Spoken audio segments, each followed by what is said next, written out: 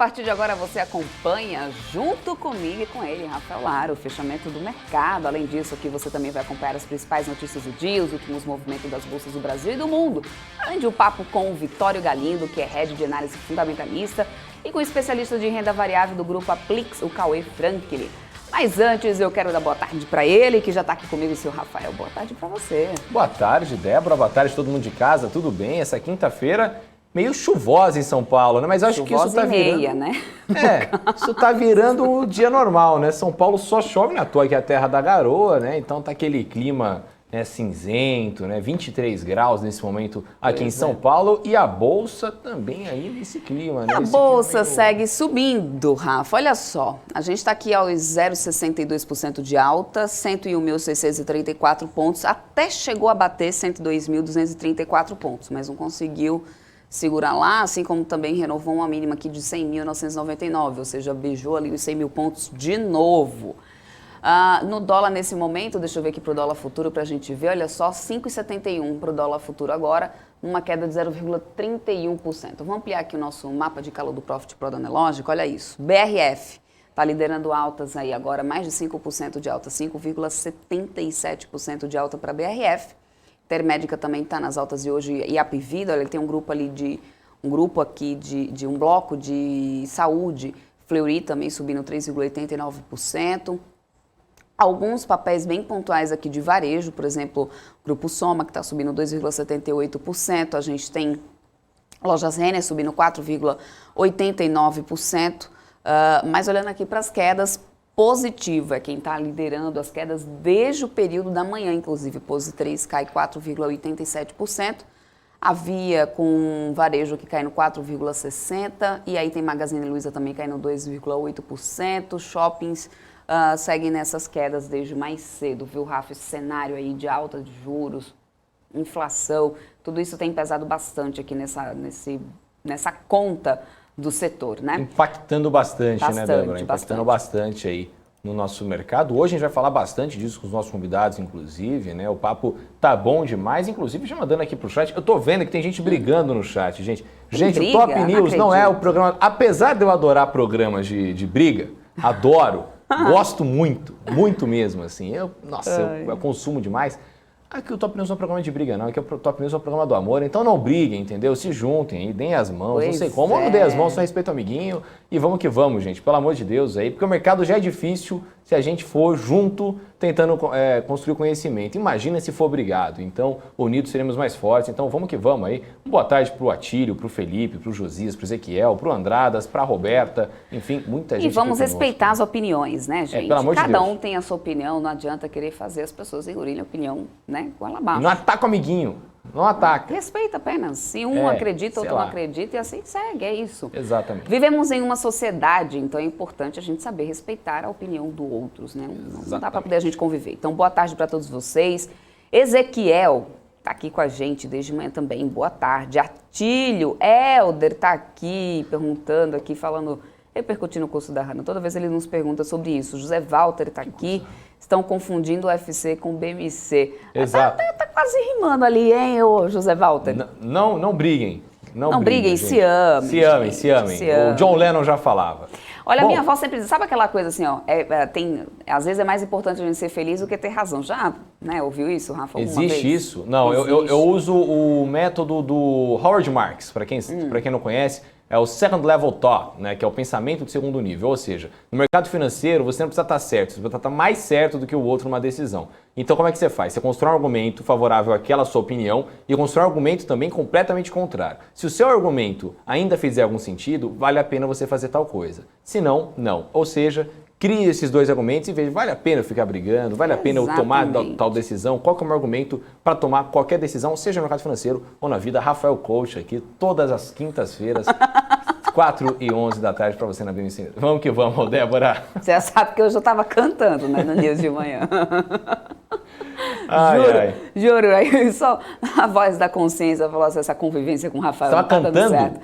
Juro por Deus, teve algum comentário aqui do pessoal, alguém deixou aí uma letra de música, eu cantei hoje de manhã em sua homenagem, Rafa. Muito bom. É isso, a convivência é uma coisa, né? Olha só, Rafael Teixeira tá em Vancouver, no Canadá, tá calor aí, meu querido? Tá um calorzinho bom, né? Tá calor aí? No frio aqui em São Paulo, em 23 graus, ele deve estar no calor com 5 graus Celsius lá no máximo. Né? Ora, 5. Imagina, a gente está em janeiro, ainda deve estar um friozinho um pouquinho maior lá. Mas é isso, Rafael, forte abraço para você, muito obrigada pela audiência. Aliás, Canadá, que eu tenho muita vontade de conhecer, tenho até medo de um dia ir lá e nunca mais querer voltar, ficar por lá mesmo. Vancouver com 1 grau Celsius agora, com umidade de 100% e chuva de 20%, com vento a 2 km por hora. Aí. Parabéns, então, aí, nesse momento, com alerta de tempestade de inverno para British Columbia Coast. Parabéns, vai chegar então, já Rafael. por lá. Se agasalhe, hein? Não vai pegar gripe, não, também. Enfim. Rui das Neves, boa tarde para você.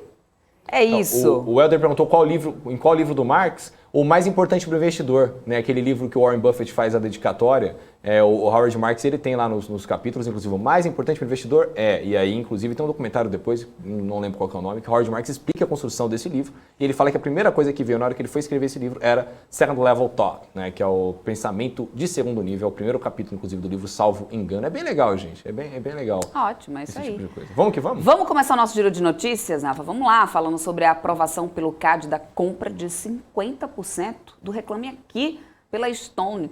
Tudo certo, então, com esse negócio, Rafa? Débora, a Superintendência Geral do CAD aprovou sem restrições a aquisição de 50% do site Reclame Aqui, que atualmente é controlada pela VLP Holding, que agora vai ser controlado, pela Stone. A operação foi notificada pelas empresas ao órgão em 21 de dezembro de 2021. Já o aval foi publicado na edição de hoje do Diário Oficial da União. E aí a gente vai conferir mais atualizações sobre o negócio mais pra frente, Débora. Boa, Rafa. Bom, e num relatório do Credit Suisse, gente, que tem expectativa para que a Petrobras distribua 18 bilhões de dólares em dividendos esse ano. A estimativa da instituição financeira foi feita por analistas do banco que estão prevendo aí o aumento também, do dólar do barril do petróleo, da cotação dos barris do petróleo, inclusive, no médio e no longo prazo, ou seja, 2024 e diante. Eles esperam aí que o barril do dólar suba um pouco mais e por isso eles estão prevendo já aí que tenha assim, um pagamento alto de dividendos nesse ano, pelo menos 18 bi, é a expectativa aí do Credit Suisse. É isso. Vamos lá, vamos continuando por aqui. Rafa, tem mais notícias aqui para o pessoal? Exatamente, Débora. Vamos agora para as notícias aí internacionais. Os números dos pedidos de auxílio-desemprego nos Estados Unidos, divulgados toda quinta-feira, tiveram alta moderada na última semana. E daqui a pouquinho a gente vai receber aqui uma reportagem da nossa correspondente internacional, Giovanna Locatelli. Daqui a pouco, olha só, a Voz da Consciência já me falou que ela já está aqui, já pronta. Então vamos dar uma olhada nesses números? Aqui nos Estados Unidos, o Departamento do Comércio divulgou que a balança comercial de novembro registrou um déficit de 80,2 bilhões de dólares, ante uma projeção de menos 81,5 bilhões em outubro. Outros dados esperados para hoje são do Departamento do Trabalho. Os pedidos de auxílio-desemprego da semana sobem 207 mil, 7 a mais, ante a previsão de 195 mil. Na semana anterior, 200 mil revisados para 189. E amanhã vamos ter dados da folha de pagamento não agrícola. A expectativa sobre esses dados da folha de dezembro é de uma previsão média de 442 mil, ante 210 mil em novembro. Giovanna Locatelli dos Estados Unidos, para a BMC News. Maravilha. Vamos voltar aqui para as notícias do Brasil, gente, porque os preços de alimentos estão atingindo o mais alto nível em 10 anos, né, Rafa? E 2021 colaborou bastante para isso, né? Bastante, Débora, porque os preços globais de alimentos saltaram 28% no ano passado e estão no mais alto nível em uma década, como você mesmo disse, sem perspectiva de volta às condições mais estáveis, de acordo com a agência FAO. O indicador atingiu 125,7 pontos em 2021, o maior desde os 131,9 em 2011, porque desacelerou, inclusive, em dezembro. Os preços mais altos contribuem para a alta na inflação em meio à recuperação das economias na crise do coronavírus. A agência alerta que os preços estão colocando as populações mais pobres em risco. Em cenário de insumos mais caros, a pandemia ainda em curso e condições climáticas incertas continuam aí tendo, então, pouco espaço para um otimismo com a estabilização do mercado em 2022. Débora, a perspectiva não é nada boa, né? Boa, isso boa mesmo, não é mesmo não, Rafa. Bom, mudando um pouquinho de assunto, vamos falar sobre a Uber que decidiu desativar o Uber Eats, gente. Aquele serviço de intermediação de entrega de refeições de restaurantes. Essa decisão faz parte da alteração da estratégia da empresa para delivery no Brasil, que agora passa a ser focada em duas frentes. A Corner Shop by Uber, né, para serviços de intermediação de entregas de compras de supermercado, atacadistas e lojas especializadas. E o Uber Flash, para entrega de pacotes. O Uber Eats continuará disponível somente até o dia 7 de março. Bom, falando agora um pouquinho de política, mais de 2.000 prefeitos estão pedindo ajuda do governo federal para conseguir enfrentar essa pandemia da Covid-19, Rafa. Bom, estão pedindo ajuda até para a questão de estrutura, né, Rafa? Para isso, inclusive, essa questão da influenza, aumento de casos de gripe também está colaborando, né? Exatamente, Débora. Por causa do aumento dos casos de coronavírus e influenza no país, um grupo de mais de 2.000 prefeitos enviou um ofício ao Ministério da Saúde ontem, solicitando apoio da pasta na estruturação do atendimento ambulatorial. Compra de testes rápidos de Covid-19 e remédios antigripais também estão no pacote, atualmente que estão, inclusive, em falta em várias cidades do país. O documento, de acordo com o que informa o jornal O Globo, foi encaminhado pelo Conectar, um consórcio criado na pandemia para a compra de vacinas e que hoje atua em outras frentes da saúde pública. Essas cidades, inclusive, que fazem parte do grupo, respondem por cerca de 150 milhões de pessoas, Débora. Boa, Rafa. Bom, e médicos que já presidiram o Conselho de Secretários Municipais de Saúde do Estado de São Paulo solicitaram para o Conselho Federal de Medicina a abertura de processo ético-profissional contra o ministro da Saúde, Marcelo Queiroga. Os profissionais argumentam que o ministro da Saúde cometeu infrações contra toda a população brasileira, principalmente crianças entre 5 e 11 anos, alvo de discussão sobre a vacinação infantil contra a Covid-19. Eles ressaltam que a Anvisa já havia aprovado a vacinação para esse público, portanto, a postura do ministro do governo não faria sentido, pelo menos foi o que foi divulgado agora há pouco, pelo valor econômico, e essa informação a gente vai continuar acompanhando de perto, inclusive se esses médicos vão conseguir essa representação contra o ministro da Saúde. Vamos dar mais um oi para o pessoal do chat também atualizar esse mercado aqui, Rafa, para o pessoal que está assistindo a gente. Tem muita gente aqui chegando, Rita Fernandes aqui. Tá, olha isso, olha Rita lá. está dizendo que as duas mais belas vozes. Rita. Que isso. Assim eu fico sem jeito. Eu já falei, eu sou muito branco. E aí, quando eu recebo um elogio, eu fico vermelho. Não sei se vocês já perceberam, eu viro um pimentão quando eu rio e quando eu recebo um elogio. Olha lá, eu ficando vermelho. Esses são os dois nordestinos tá mais branquelos que você vê. Tipo assim, claro que é por causa de sol dessa situação. Porque todas as pessoas que olham pra mim falam, você é do Nordeste, mas nem parece. Todo mundo fala isso pra mim. Você não toma sol? Não, gente, porque eu sou do Nordeste, eu tenho que obrigatoriamente tomar sol. Mas é isso aí, Débora. Mas muito obrigado. A gente levou na praia. Mas é isso. A gente fez igual psicólogo agora. Que a gente recebeu uma fala e foi levando. Não, porque eu não aguento mais ser chamado de... Não, ninguém saber que eu sou nordestino. Então, gente, não. Rita, obrigado pelo seu elogio, viu? Obrigado mesmo. A gente fica sem jeito aqui, mas muito obrigado. É as duas mais belas vozes da TV brasileira. Nem dúvida. Isso quando o Gabriel não está no ar. Obrigada, gente. Obrigada. Quando se juntar o Gabriel, então... ele ganha de... hein? Aquela voz Rita, grossa. Abração pra você. O Rui das Neves falando, inclusive, aqui, Débora, que tá só de olho aqui para colocar comentários, porque a mulher dele colocou ele para trabalhar lá. Um absurdo isso, desrespeitando os direitos dos homens de bem e preguiçosos. Socorro, você vê todo o drama do homem aposentado brasileiro, que nesse momento está tendo que trabalhar na sua casa. Forças para você, Rui das Neves, você é um grande guerreiro da população brasileira. Estamos com você, viu? Hashtag força. Misto TV está presente aqui também. Boa tarde para ele. A gente que não tinha falado com o Misto TV, inclusive, ainda. Rafa, hoje teve fala do Biden, inclusive, mais cedo, né? Ele fez o primeiro pronunciamento do ano. O presidente dos Estados Unidos, o Joe Biden, a gente, pela manhã, ficou aqui na expectativa, acompanhando qual que seriam aí os destaques da fala do Biden, para poder ver se ele traria alguma coisa sobre, inclusive sobre a pandemia, porque muito está se esperando aí em relação a isso. Mas o Biden disse que cabia somente aí, falou muito mais sobre política, inclusive, falou sobre ficar do lado da democracia, de não poder errar, de estar num ponto de inflexão aqui fora também, isso relacionado à situação da Rússia.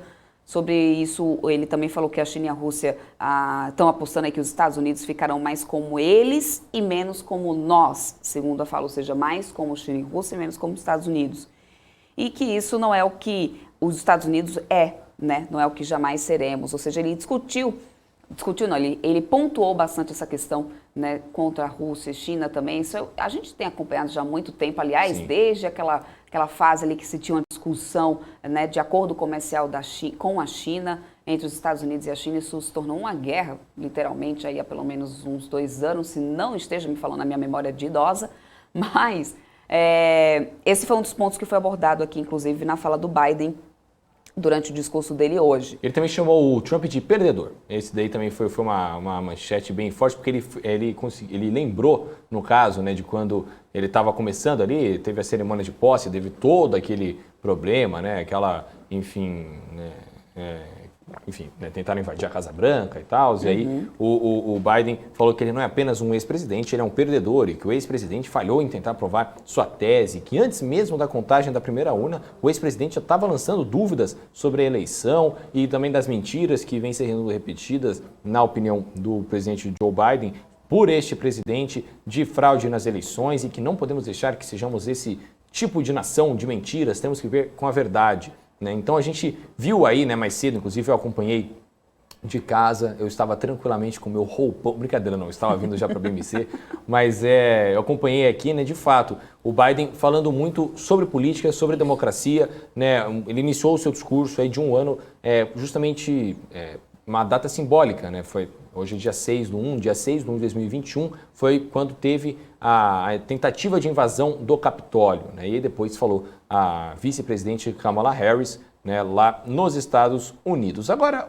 Débora, trazendo aqui outras informações aqui de momento, né, a gente tem também que o Bolsonaro avalia vetar integralmente os refis para empresas do Simples e MEIs. O Bolsonaro, aí o presidente da República, Jair Bolsonaro, avalia vetar integralmente o projeto aprovado pelo Congresso no fim do ano passado, que permite a renegociação de dívidas para empresas que se enquadram no Simples e no MEIs, e de acordo com os integrantes do governo. O programa de parcelamento para empreendedores individuais, micro e pequenas empresas tem potencial para renegociar cerca de 50 bilhões de dólares, não, desculpa, a gente estava falando do Biden, né? Mas 50 bilhões de reais em dívidas. A equipe econômica alertou ao Palácio do Planalto que o projeto não apresenta uma compensação financeira, o que seria necessário, já que o refis é uma renúncia tributária que precisa ser coberta por outras fontes de recursos, de acordo com o que informou o jornal O Globo nesta quinta-feira. Além disso, a gente tem algumas outras coisas, né, que o UBS-BB, né, disse que a privatização total da Eletrobras pode gerar uma redução de 80% nos gastos operacionais da estatal até 2023, de acordo com as estimativas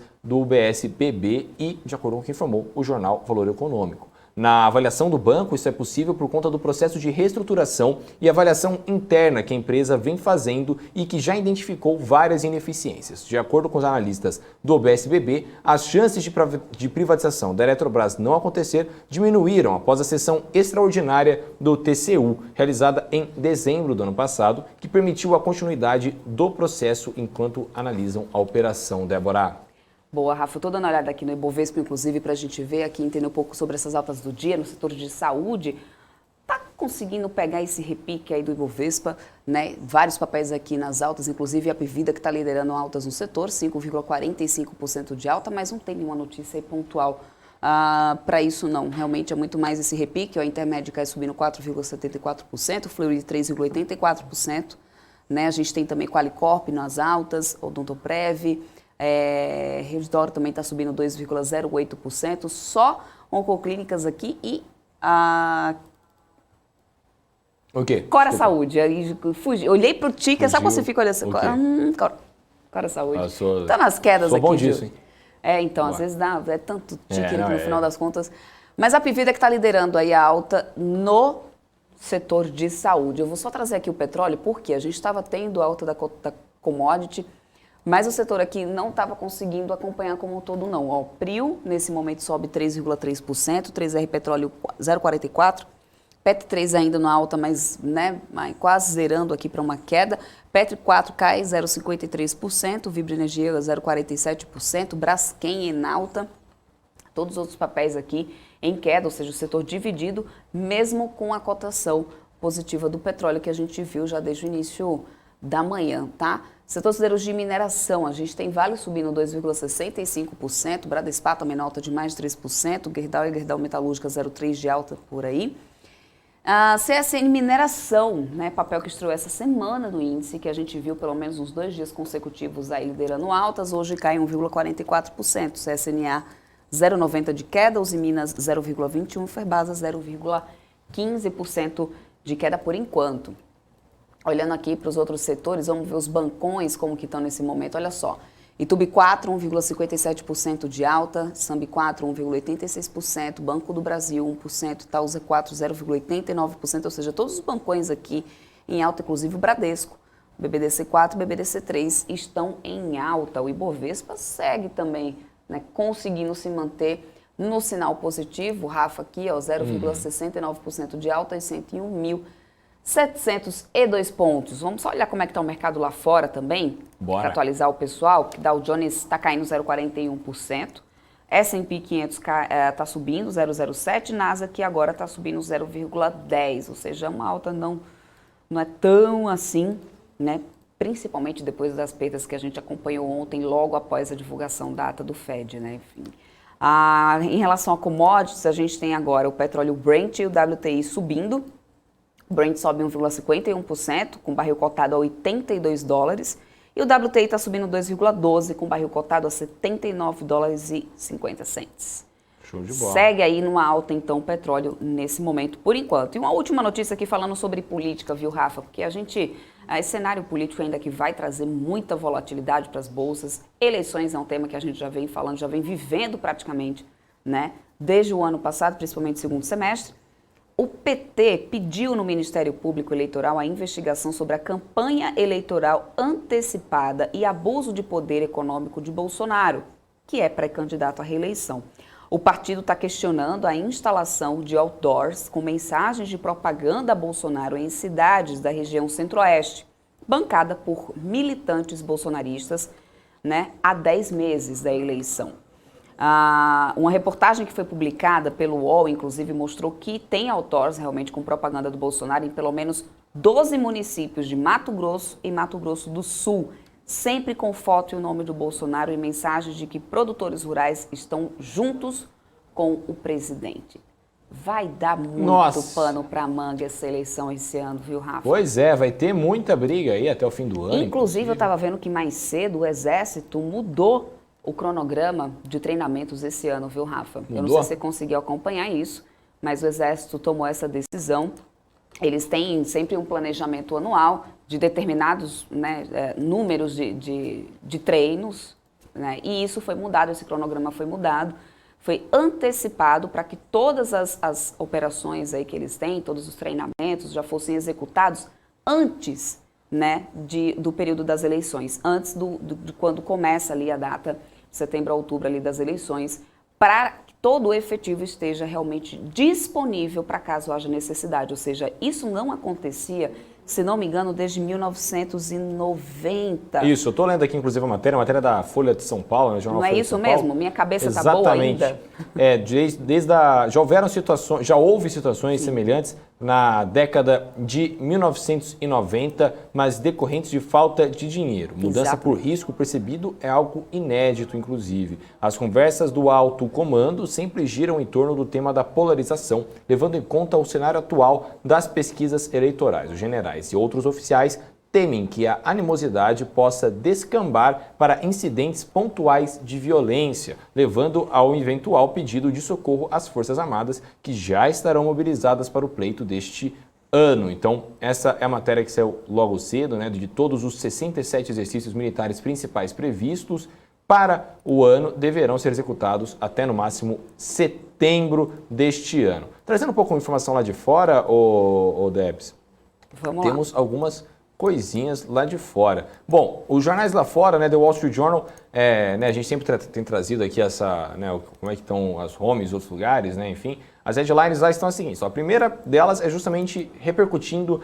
o discurso do presidente Joe Biden, né, um ano após ou a invasão, a tentativa de invasão ao Capitólio, né? Ou, enfim, invasão até porque teve, né, enfim, foto disso, enfim, eles repercutindo sobre a questão de todo esse discurso, né, também da relação aos ataques à democracia, né, essas falas do presidente Joe Biden, inclusive, é a maior notícia do dia lá no The Wall Street Journal. Também tem a questão de Nova York, né, os casos de Omicron em Nova York, aí aumentando, né, subindo, aí tendo poucos pacientes tendo casos ruins, né, casos pesados da doença, mas que esses ataques, né, esse crescimento de casos lá nos Estados Unidos da Omicron, lá em Nova York principalmente, tem aí pressionado, por exemplo, empresas de planos de saúde e outros casos lá. Tem tido aí essa onda muito forte lá nos Estados Unidos. Além disso, Débora, temos outras questões, né, sobre, por exemplo, a Coca-Cola, que aí tem a Coca-Cola, né, existe uma empresa lá chamada Fresca, que vai se juntar a uma multidão de coquetéis em latas, né, a Fresca Mixed da Coca-Cola e a Constellation Brands, que começarão aí a usar coquetéis inspirados em receitas de pessoas ao redor do mundo que usam a Fresca como sua batedeira, né? Fresca, inclusive, eu não conhecia essa marca, mas parece que é uma marca forte aí lá da Coca-Cola. Débora? Até tô tentando achar aqui como a Coca-Cola. Não sou tão. Olha, eu prometo, gente, que um dia eu vou ficar profissional em bater o olho, porque é tanto BDR aqui que eu me perco muito mais facilmente no mapa aqui de calor quando eu estou procurando os papéis, assim, porque realmente é um caça-palavras, literalmente. Eu não sou tão boa assim quanto a esse caça-palavras, eu não estou conseguindo achar Coca-Cola agora aqui para vocês. Mas ok, vou ficar devendo aqui, vou trazer já a cotação. Coca 34 está nesse momento em queda de 1,17%. Você jura que você achou aí? A Tesla está ali, Netflix está aqui. Eu confesso Netflix que eu usei minha colinha aqui. 2,53% de queda, Tesla está caindo 2,4%, Google também está nas quedas aqui ali, no achei. dia. Airbnb também está caindo. Se você for na última linha da direita dos vermelhos... Aqui, Coca 34. Aí, tá vendo? Achei. Falei que é um caça-palavras, a gente pode lançar esse joguinho aqui, inclusive, com os telespectadores. Quem acha o BDR? Coca 34, tá aí. O papel tá 57,69. Tá na mão. Vamos lá bater um papo aqui com o nosso entrevistado, inclusive, Rafa? Vamos falar agora com o Vitório Galindo, que é Head de Análise Fundamentalista, ele que já está aqui para conversar com a gente. Muito obrigada pela tua presença por aqui. E vamos lá, vamos bater um papo aí, Vitório. Seja bem-vindo aqui à BMC. Muito obrigado, eu que agradeço a oportunidade de estar aqui, podendo contribuir um pouquinho com o que o pessoal está querendo saber sobre o mercado. Vamos lá, vamos começar a falar sobre o setor de commodities. Aliás, agora há pouco eu estava atualizando aqui como que estava petróleo, por exemplo. Hoje a gente viu cotação positiva, né, para minério de ferro lá na China, tanto nos contratos futuros da Lian, como também no porto de Qingdao. Mas nem sempre, por exemplo, no setor de petróleo, aqui no Brasil a Bolsa não está conseguindo acompanhar quando a gente está tendo cotação positiva lá fora. Eu queria entender, né, sobre o teu olhar sobre esse setor de commodities, quais são as tuas perspectivas para esse ano? Assim, você acredita no aumento de demanda realmente ali do petróleo, uma alta e realmente talvez da cotação do minério de ferro, isso traga aí alguma recuperação? A gente sabe que na China existe uma perspectiva de crescimento aí, e consequentemente de aumento de demanda para esse ano, mas eu queria entender o teu olhar, né, como que você está esperando isso, essa demanda por commodities nesse ano aqui de 2022. Eu vejo esse setor de commodities com boas perspectivas, tá, para esse ano. Eu até acho que pode ser um setor aí que pode outperformar os demais setores. Acho que devem ser as ações com um bom desempenho. Como você comentou, a gente vê a demanda para grande parte das commodities aumentando, né? Você citou minério, citou o Brent também, principalmente com a retomada da economia no mundo todo aí, pós o Covid. E teve um ponto, né, que durante ali o Covid em 2020, teve uma queda muito forte na oferta dessas commodities. Então, teve um subinvestimento por parte das empresas e isso gerou uma oferta menor e uma demanda crescente, né, o que acabou desequilibrando um pouco a balança, favorecendo a alta de preço de grande parte dessas commodities, né? Até o minério de ferro a gente viu ano passado uma alta bem forte, em 2020 também, né? 2020, 2021, depois no final de 2021 corrigiu, O Brent, né, o petróleo, desde que teve aquela queda ali durante o Covid, indo para patamares negativos, praticamente só subiu, né? Inclusive, destacando aí o Brent, que eu acho que pode ser o grande destaque desse ano. Da última vez que eu conversei com vocês aqui, foi ali no final de novembro, e foi uma época que o petróleo tinha chegado a cair de $85 para 68, 70, né? As ações tinham ido bem mal. Eu me lembro de PetroRio e Petrobras ali tiveram um desempenho bem ruim naquela época. Mas o que a gente vê de lá para cá, né, isso foi ali no comecinho de dezembro, final de novembro, e de lá para cá a gente vê o petróleo se recuperando, não rápido, né, mas um pouquinho por dia, como você comentou hoje, mesmo está positivo.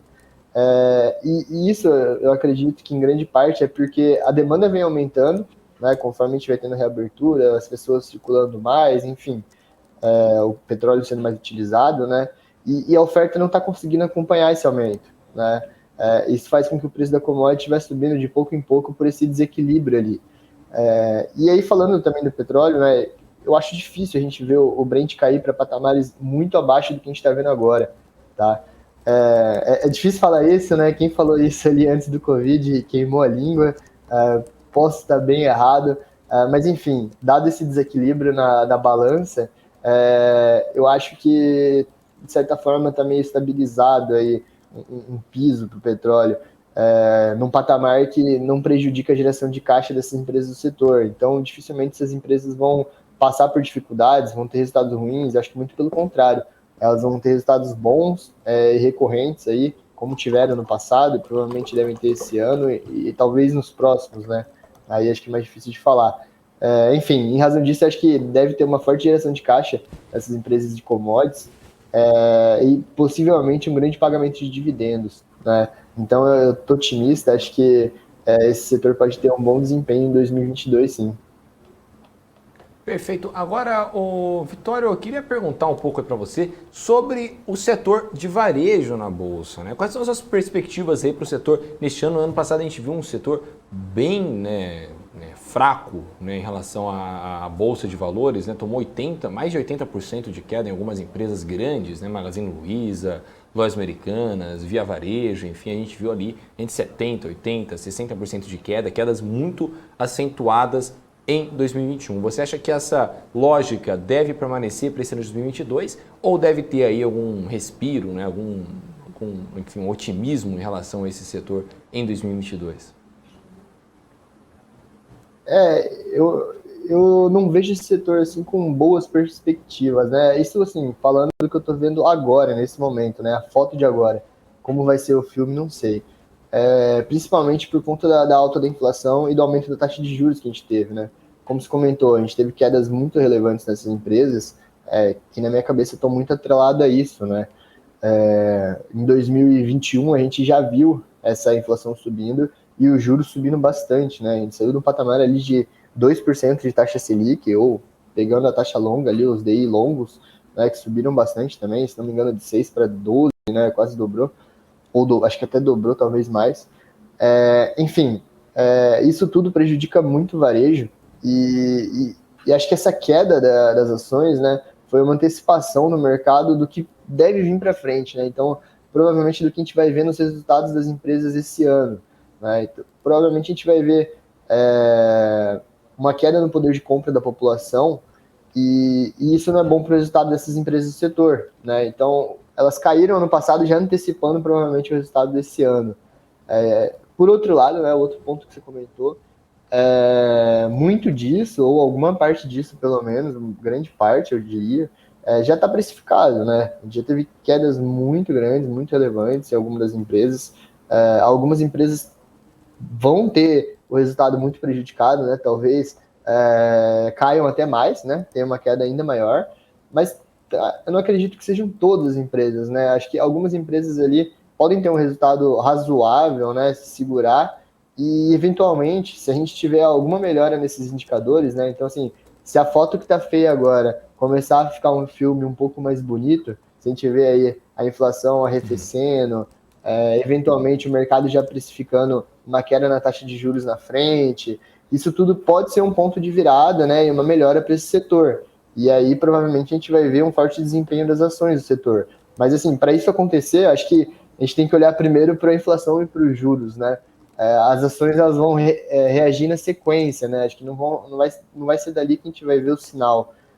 Enfim, eu não, o que eu vejo hoje não são boas perspectivas, mas pode melhorar, né? Se esse filme for começar a melhorar daqui para frente, a gente pode ver um forte desempenho dessas ações, sim, dado o tamanho da queda que teve recentemente. Uhum.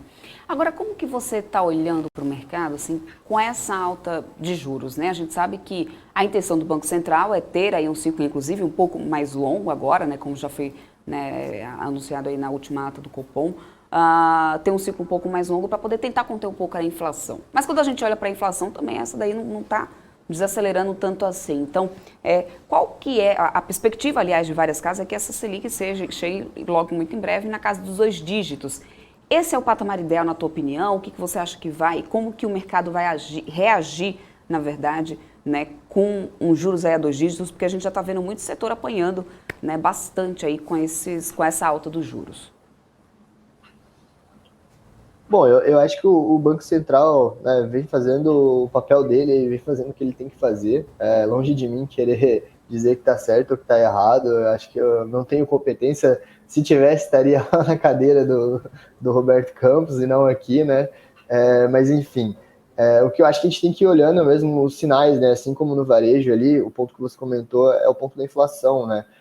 Commodities e dólar em alta acabam prejudicando essa inflação cada vez mais, né? Então, se a gente vê o câmbio seguir se desvalorizando e as commodities seguirem em alta, é difícil a gente imaginar que a gente vai ter um arrefecimento na inflação, né? Por outro lado, se isso parar de subir, né, parar de piorar e a gente começar a ver alguns sinais mais fracos aí, né, economia, na demanda, enfim, eu acho que a gente pode eventualmente ver um arrefecimento dessa inflação e aí na sequência vem os juros, né? Provavelmente a gente vai ver uma queda na taxa de juros. Mas assim, eu não diria que hoje esse é o meu cenário base, é o cenário que eu mais acredito.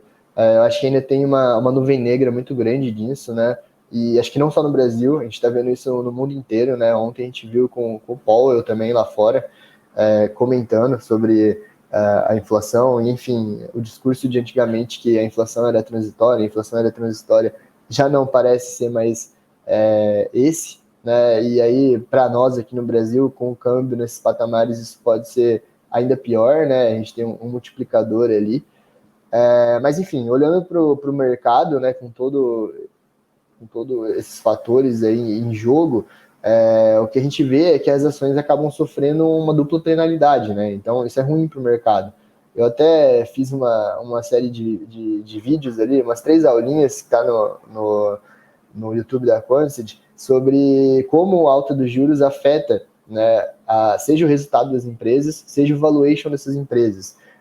E é duplamente afetado, né? Primeiro porque a gente vai ver o resultado financeiro das companhias piorando conforme os juros vai subindo, né? Então a dívida dela vai custando cada vez mais cara.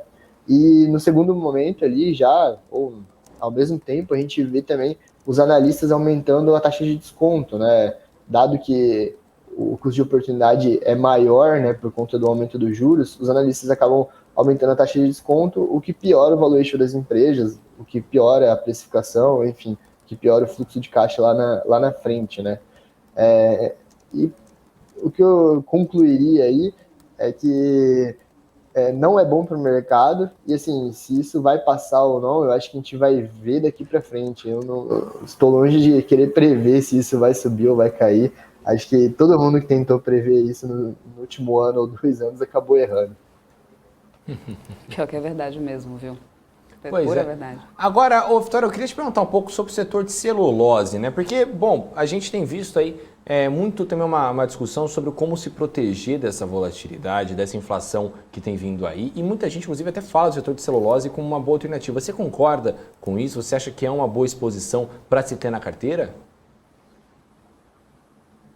Concordo, acho que, como eu destaquei no começo ali, o petróleo, né, o setor de celulose me parece bem assimétrico e interessante, né? Começando aí porque eu acho que ou a gente está próximo do fim da queda da celulose, ou a gente vai ver ela se recuperando daqui para frente, né?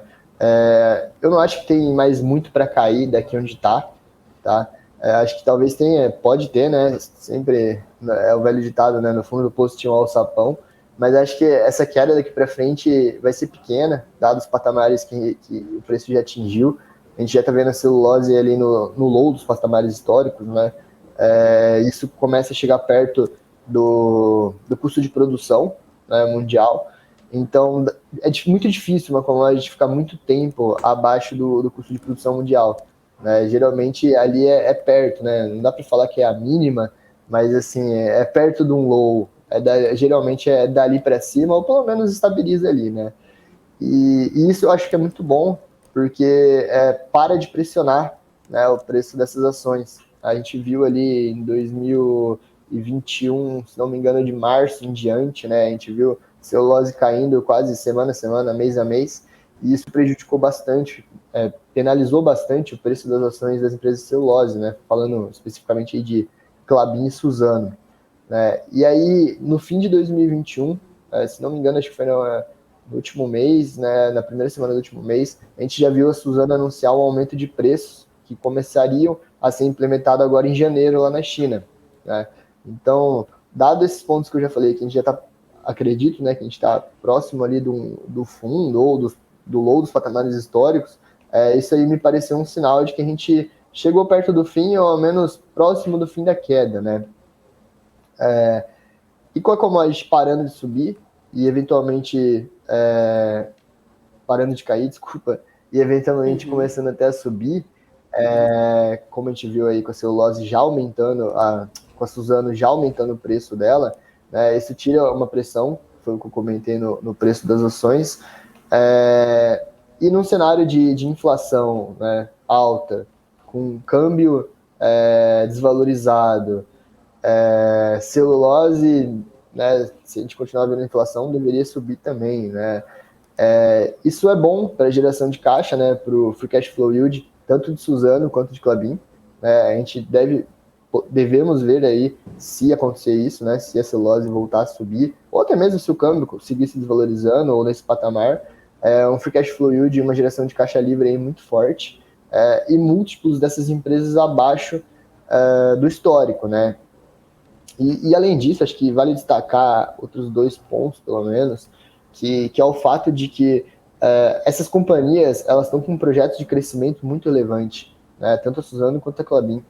No final do ano passado, ali para agosto, se não me engano, entrou em operação já o projeto Puma 2, uma parte dele, né, do projeto Puma 2 da Klabin, e a outra parte deve entrar lá para o meio de 2023. É bem relevante esse crescimento, foi um projeto bem grande, com um CAPEX muito alto, um investimento muito, muito pesado, e vai aumentar significativamente a produção da companhia.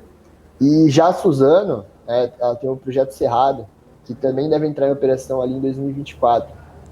Esse projeto, se não me engano, é algo como um aumento de 20% da capacidade da Suzano, então é realmente muito relevante.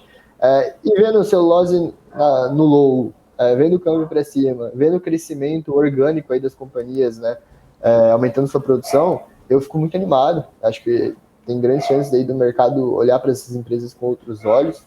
E o segundo ponto que eu queria comentar é que geralmente essas empresas acabam sendo defensivas ou indo bem em anos eleitorais, né? Já que costuma ser um ano com muita volatilidade no câmbio, a depender dos candidatos, a depender das pesquisas, enfim. E essas empresas acabam se beneficiando disso. E acabam, no mínimo, né, se tudo for mal, elas acabam defendendo um pouco, né? Acabam indo menos pior, no mínimo.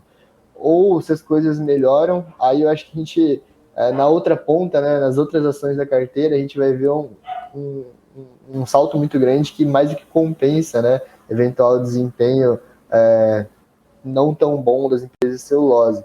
Enfim, eu acho que é um setor bom para estar posicionado, tem bons cavalos aí, e acho que tem boas perspectivas. Uhum. Vamos dar uma olhada aqui tem algumas perguntas chegando aqui no chat, inclusive, eu vou dar uma olhada aqui nas perguntas do pessoal, e aqui a gente, assim, a gente traz a pergunta do pessoal que está no chat, se você, Vitória, se sentir à vontade ou não, se você não estiver olhando aí, né, para os papéis especificamente que o pessoal estiver trazendo aqui, não tem problema em não responder, mas a gente faz esse intermédio, a gente faz essa ponte aqui sempre, né, Rafa? Então, exatamente. Tem uma pergunta aqui do Júlio Oliveira, ele está pedindo, na verdade, não é uma pergunta, é um pedido.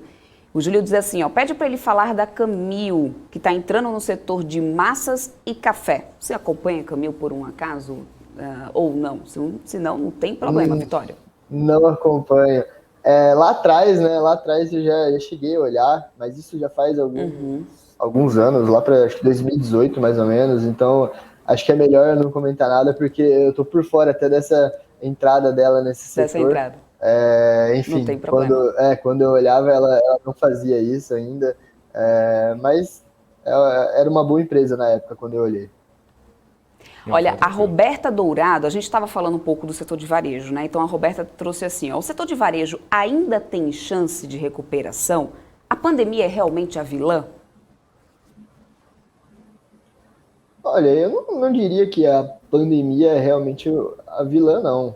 Eu acho que se a gente tivesse um 2021 sem inflação, sem alta de juros, e acho que era aposta até de 90% dos gestores, analistas e etc., né, que com a retomada, shoppings, varejo, turismo, seriam os grandes cavalos aí, né, teriam o melhor desempenho, teriam resultados crescentes, teriam uma recuperação. O que aconteceu é que no meio do caminho veio essa inflação, veio alguns problemas, discussões políticas, veio alta da taxa de juros, eventuais discussões aí de piora na parte fiscal. Eu acho que isso prejudicou muito mais o varejo do que a pandemia em 2021, né? Enfim, teve uma retomada muito boa, algumas empresas já mostrando same-store sale positivo, já voltando para patamares de 2019, até algumas eventualmente empatando com 2019 ou crescendo um pouquinho mais, né?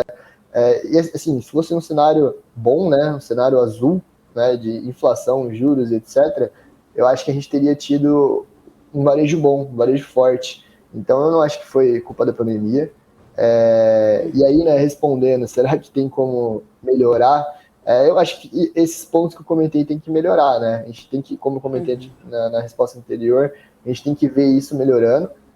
E eu acho que daí é consequência, né? Acho que a gente viu algo parecido com isso ali em 2018 e 2019. Né? O varejo vinha de uma inflação alta, juros altos, ali em 15, 16, ações muito amassadas, resultados muito amassados, e a hora que a gente viu um pouquinho dessa melhora, viu o poder de compra melhorando, viu os juros caindo, viu a confiança do consumidor melhorando, a gente viu resultados com um crescimento muito forte em 18 e 19, né? E até o pessoal acho que ficou otimista até demais ali no fim de 2019, achando que isso ia durar para sempre, né? E acho que se não tivesse o Covid, de fato, poderia continuar melhorando. Perfeito. Inclusive, Debs, tem uma pergunta aqui da Roberta Dourado também sobre a questão do petróleo, né? Se essa campanha de carbono zero pode influenciar no preço do petróleo na sua visão, Vitório? Não sei dizer especificamente o carbono zero, mas acho que tem muita gente, né? Muita gente boa aí, muitos relatórios, muitos artigos comentando como essa guinada, né, do mundo para a parte mais ambiental, de renováveis, enfim, mudar a matriz energética de muitos países, como isso afetou o petróleo, né? E acho que não só o petróleo, daí a gente pode olhar também para carvão, para gás, essa guinada muito rápida, né? Acho que não, assim, todos esses investimentos, eles demoram para gerar uma oferta de energia no mundo, né? Então, assim, não tem como da noite para o dia você virar a chave e falar, vou parar de usar petróleo e vou usar só energia eólica, solar, enfim, o que quer que seja aí de renovável. Demora, né? Você tem que investir, você tem que construir um parque eólico, isso leva anos, leva muito dinheiro, custa caro. Então, eu acho que isso tem afetado, sim, o preço do petróleo, tá? Uma parte dessa falta de oferta de petróleo no mundo, com certeza é porque as empresas, né, se você olhasse ali em 2019, 2018, essas empresas eram o patinho feio do mercado, né? Empresas como Chevron, Shell, enfim, eram mal vistas até lá fora, né? Não só aqui no Brasil. estavam sendo negociadas a múltiplos e patamares muito baixos versus o histórico, porque elas estavam parando de investir em petróleo, então provavelmente elas iam ter que investir em energias mais caras e ia piorar o resultado delas, ou se elas não fizessem isso, o mercado iria olhar com maus olhos para elas, o preço da dívida, né, o custo da captação de dívida delas ia ficar ruim. Muitas empresas abandonaram campos ou venderam campos a preço de banana, e isso gerou uma queda na oferta como um todo, né? Faltou investimento, teve um subinvestimento versus aquilo que o mundo precisava, um tanto de energia que a gente consome, né? As pessoas já estão aí, estão consumindo energia. Mas, enfim, respondendo, eu acho que sim, deve afetar de alguma forma, tem afetado já. Tem uma pergunta também do JP, ele fala o seguinte: há a perspectiva da inflação diminuir no segundo semestre, já que a baixa dos juros ia dar um up nas varejistas, né? Desculpa, se é a perspectiva de cair no segundo semestre, juros? Não, ele pergunta se há uma perspectiva da inflação diminuir no segundo semestre, já que a baixa dos juros iria dar um up nas varejistas. Automaticamente cai a inflação, o Banco Central também deve começar a reduzir os juros. Eu acho que foi essa linha de raciocínio dele, né? Tá, bom, se foi isso, expectativa eu não sei. Olhando aí, né, o mercado está precificando, olhando a curva de juros, me parece que não. Eu acho que cair não, acho que pelo menos parar de subir tanto, né?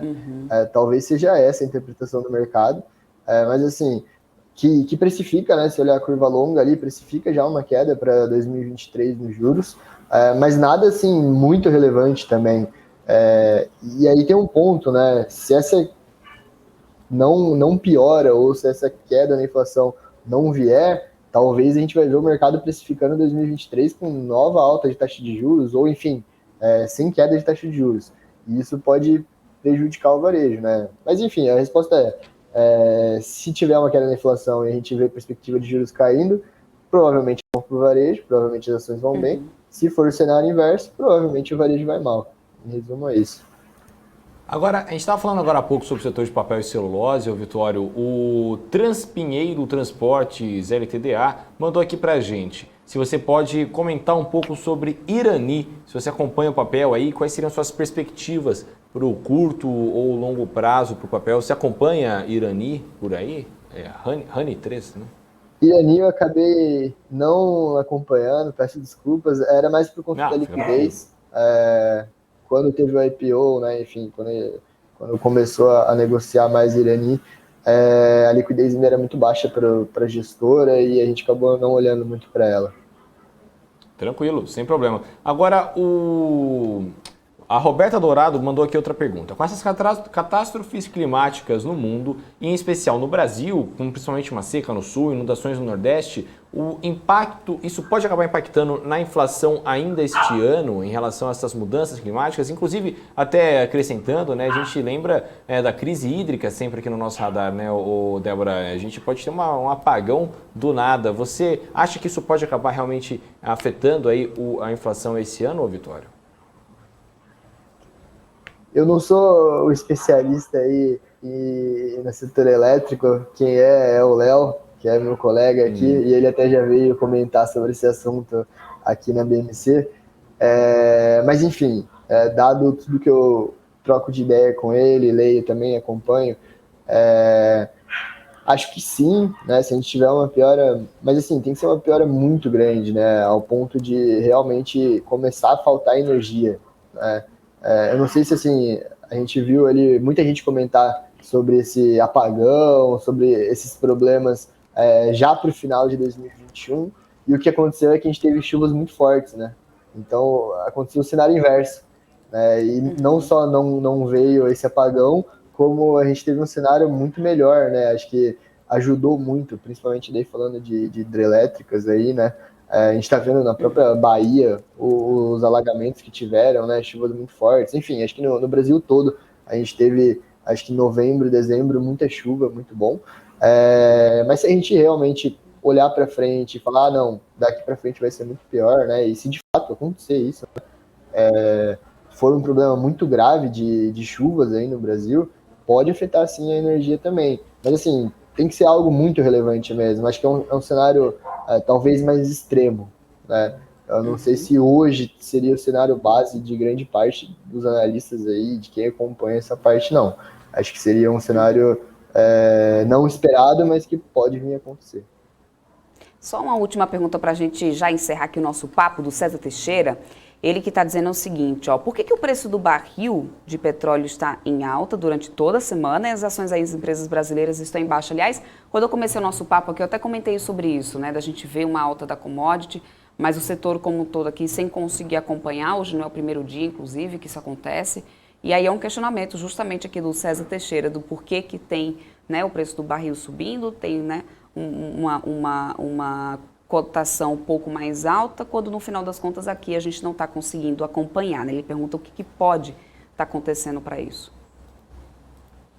Perfeito. Na minha cabeça, eu acho que muito das quedas, olhando principalmente para ontem, né? Ontem a gente teve quedas muito fortes. Teve ações que eu acompanho aqui, que eu gosto até, caindo 15%, 20% no dia, e saindo, né, dados do setor, ou até mesmo uma soltou um resultado ali de uma das operações dela, muito bons, muito fortes, né? O que me leva a crer aí que o mercado está, de certa forma, irracional, disfuncional, em relação aos fundamentos. Então, assim, acho que o mercado não está olhando nesse momento para o preço do Brent, se o Brent está subindo ou não, se o resultado das empresas vai melhorar ou não. Acho que o mercado está ignorando isso, né? Não fosse isso, muitas empresas não deveriam estar nos preços que estão, ou não deveriam estar tendo o desempenho que estão tendo nesses dias. Eu acho que é muito relacionado à parte técnica, à parte de fluxo, né? Acho que a gente está vendo uma saída, né, de grande parte dos investidores, principalmente pessoa física, que entrou ali no auge ou no bull market que a gente teve em 2016, 17, 18, 19.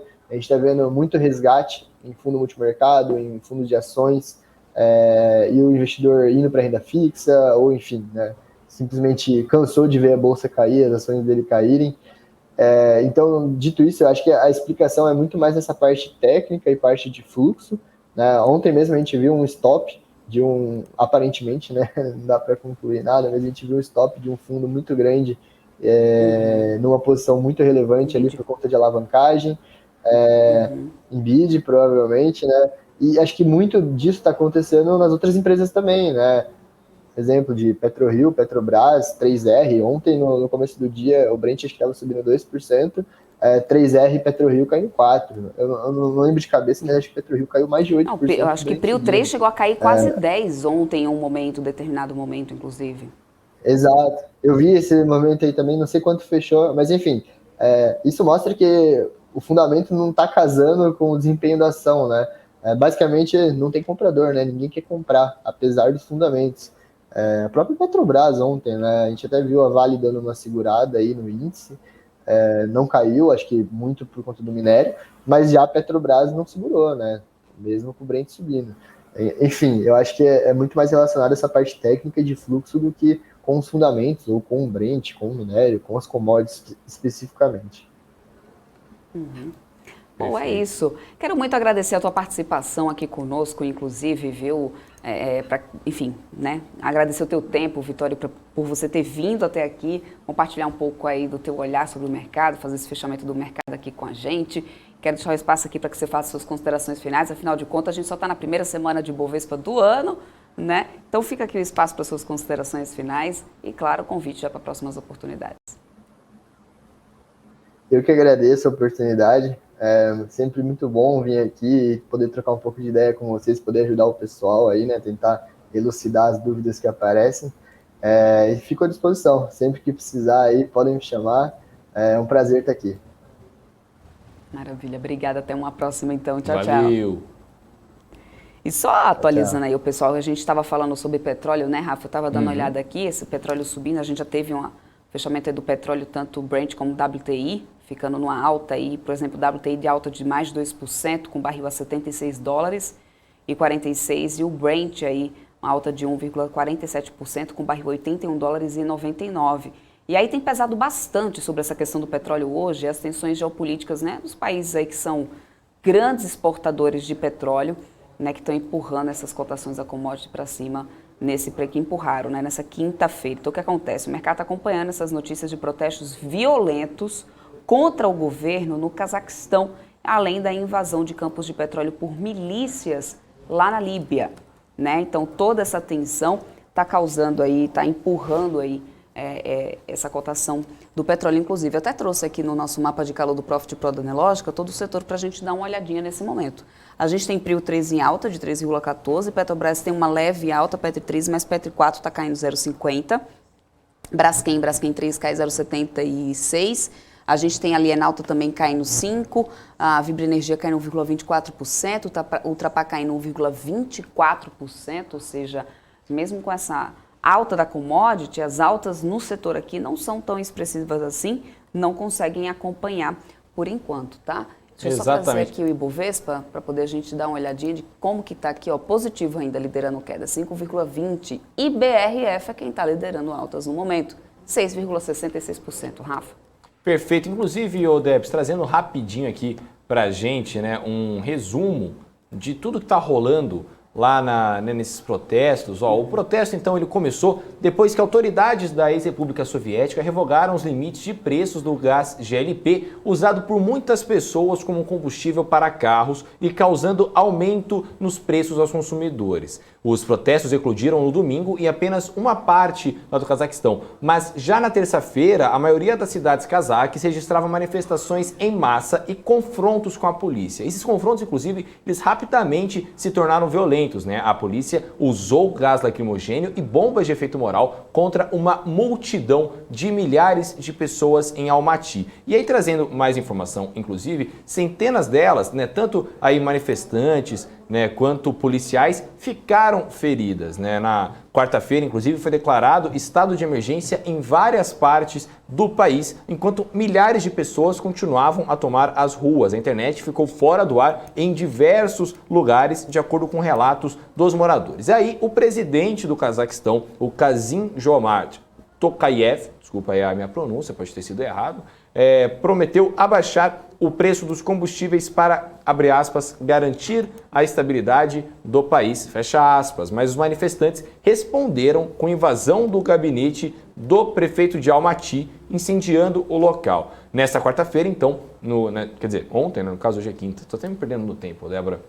O presidente afirmou que a instabilidade é causada por, abre aspas, gangues terroristas, fecha aspas, treinadas no exterior. Aí a gente trazendo rapidinho um parâmetro, né, rápido do Cazaquistão, né, vai lembrar que o Cazaquistão ele é rico em petróleo e gás, né, é um país mais influente da Ásia Central nesse sentido, responsável por 60% do GLP da região. Ele também é comumente descrito como um estado autoritário. É o 9º país de maior território do mundo, mas tem uma população, teoricamente, até mesmo relativamente pequena, né, com 18,8 milhões de pessoas. O Cazaquistão ele declarou a independência não faz muito tempo, foi em 1991, durante o colapso da União Soviética, e foi liderado, inclusive, durante muitos anos por Nursultan Nazarbayev, que se tornou primeiro-ministro ainda em 1984, quando o país era ainda uma república soviética. Nazarbayev depois foi eleito presidente em uma eleição que, na prática, não teve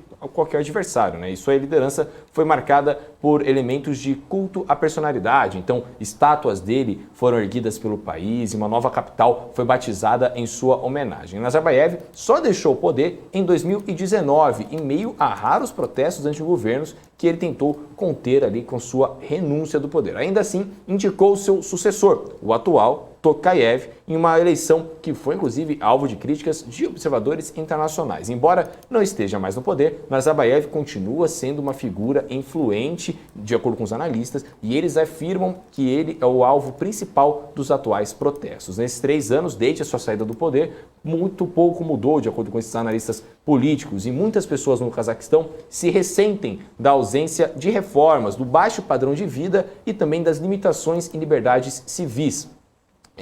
E aí, de acordo, inclusive, com a BBC, a Kate Mallison, do Centro de Estudos Chatham House, né, que é um centro de estudos políticos, afirmou que o Nazarbayev tinha uma espécie de acordo social com a população, ou seja, as pessoas eram leais ao regime porque viam melhoras na situação econômica. Contudo, a partir de 2015, a coisa começou a piorar. E nos últimos anos, com a pandemia da Covid-19, a taxa de inflação muito alta, acabou que estourou tudo isso. Então bateram ali os níveis mais altos dos últimos 5 anos e encareceu o preço dos alimentos, a inflação lá fora. E aí a maioria das eleições cazaques são vencidas pelo partido governista, com cerca de quase 100% dos votos e sem oposição efetiva. Então é isso que acontece lá fora.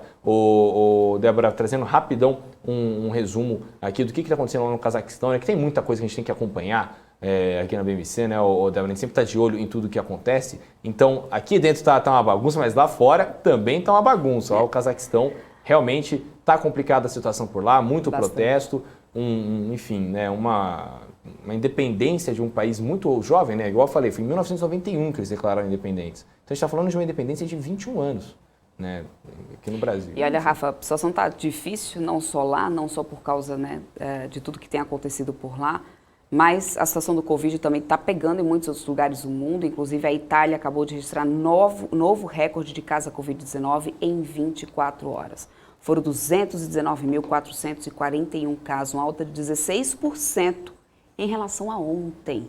Ou seja, tem subido bastante o número de casos em alguns lugares do mundo. Os Estados Unidos também, né, relatou sobre isso, sobre esse recorde. Inclusive, essa questão do aumento do número de casos do coronavírus lá nos Estados Unidos já causou o cancelamento de muitos voos. Mais uma vez, mais de 1.000 voos foram cancelados só hoje por lá, que além disso, em alguns lugares dos Estados Unidos ainda tem a questão da nevasca que está atingindo a região. Então, isso tem feito com que as companhias tenham uma baixa no número de funcionários, né, consequentemente, cancelando voos. Essa questão, inclusive, de baixa de funcionários, a gente viu acontecer aqui no Brasil, Rafa, com a Azul. A Azul que relatou, isso aconteceu. Eu vou até trazer aqui o setor de áreas e turismo para a gente ver como que está agora. A Azul tinha relatado sobre isso, que devido a um aumento nos casos não só de Covid, mas como também de gripe, né, fez com que fosse necessário o afastamento de vários funcionários, não só a tripulação, mas também funcionários de solo, e isso poderia, sim, causar dificuldade de operação e cancelamento de alguns voos. Por incrível que pareça, aqui nesse momento a gente tem a Azul subindo 2,10%, a Gol subindo 1,12%, o CVC está zerado no momento, né? Embraer sobe 0,89%, mas hoje pela manhã era queda para todo o setor, né? Quando a gente viu essas notícias sendo divulgadas, a gente tinha queda. Bom, o dólar à vista já fechou com a baixa de 0,56%, cotado em 5,68. O dólar futuro aqui nesse momento, olha só, cai 0,45, cotado a 5,70. Vamos ficar acompanhando como isso vai chegar até o final do pregão. 0,43% de alta para o Ibovespa, que está aqui, ó, em 101.442 pontos. Vamos olhar aqui um pouquinho o setor de siderurgia e mineração. Olha aqui, a gente ainda tem Bradespar liderando alta e Vale aqui, CSN Mineração que está caindo. No Ibovespa, eu vou mudar aqui isso por volume para a gente ver onde que está aqui, né, o que está ajudando ou puxando esse Ibovespa um pouco mais. Olha só, talvez se Petrobras estivesse acompanhando, aliás, inclusive nessa cotação aí do petróleo, a gente pudesse ver aqui um cenário um pouco mais positivo no Ibovespa. A Vale é que realmente tem aqui maior negociação nesse momento, né, no patamar positivo, tá aí a Vale que sobe, mas a Petrobras aí numa queda que realmente está puxando um pouco mais. Petrobras, varejistas, inclusive, né? Natura aparecendo por aqui, tem Magazine Luiza, alguns outros papéis do setor de siderurgia e mineração. Então é isso, varejo e petróleo, né? Que estão dando uma segurada aqui nesse Ibovespa, inclusive. Tem gente pedindo para a gente dar uma olhadinha aqui, o BDR do Nubank. Vamos ver, deixa eu trazer aqui o gráfico do BDR, no BR3. 33. Vamos dar uma olhadinha aqui. Como que a gente tem no BR3 aqui, olha lá. Está subindo 4,09, cotado aqui a 8,90. Mas ainda está abaixo do preço de IPO, abaixo, que foi de R$9. Né? No IPO, né, que tinha... Aliás, se a gente for aqui um pouquinho mais para trás, deixa eu diminuir um pouco mais, teve aqui a alta logo lá no início, né? Vamos aqui, mais ou menos, ó, aqui, ó, o papel começou R$10 no segundo dia, né? abrindo a 10,18, segundo dia também se mantendo assim, mas aí fechando numa alta de 14%, né? Depois começou a cair um pouco mais. E aí já está aqui, agora, nesse momento aqui, R$ 8,89 no BR3. Exatamente. É isso. Vocês pediram, tá na mão. Sempre, né, Rafa? Exatamente, Debs. Bom, vamos chamar o nosso convidado, o Cauê Franklin, que é especialista em renda variável do grupo Aplique. Será que ele já está aqui com a gente, Debs? Fala, Cauê. Boa tarde, tudo bem?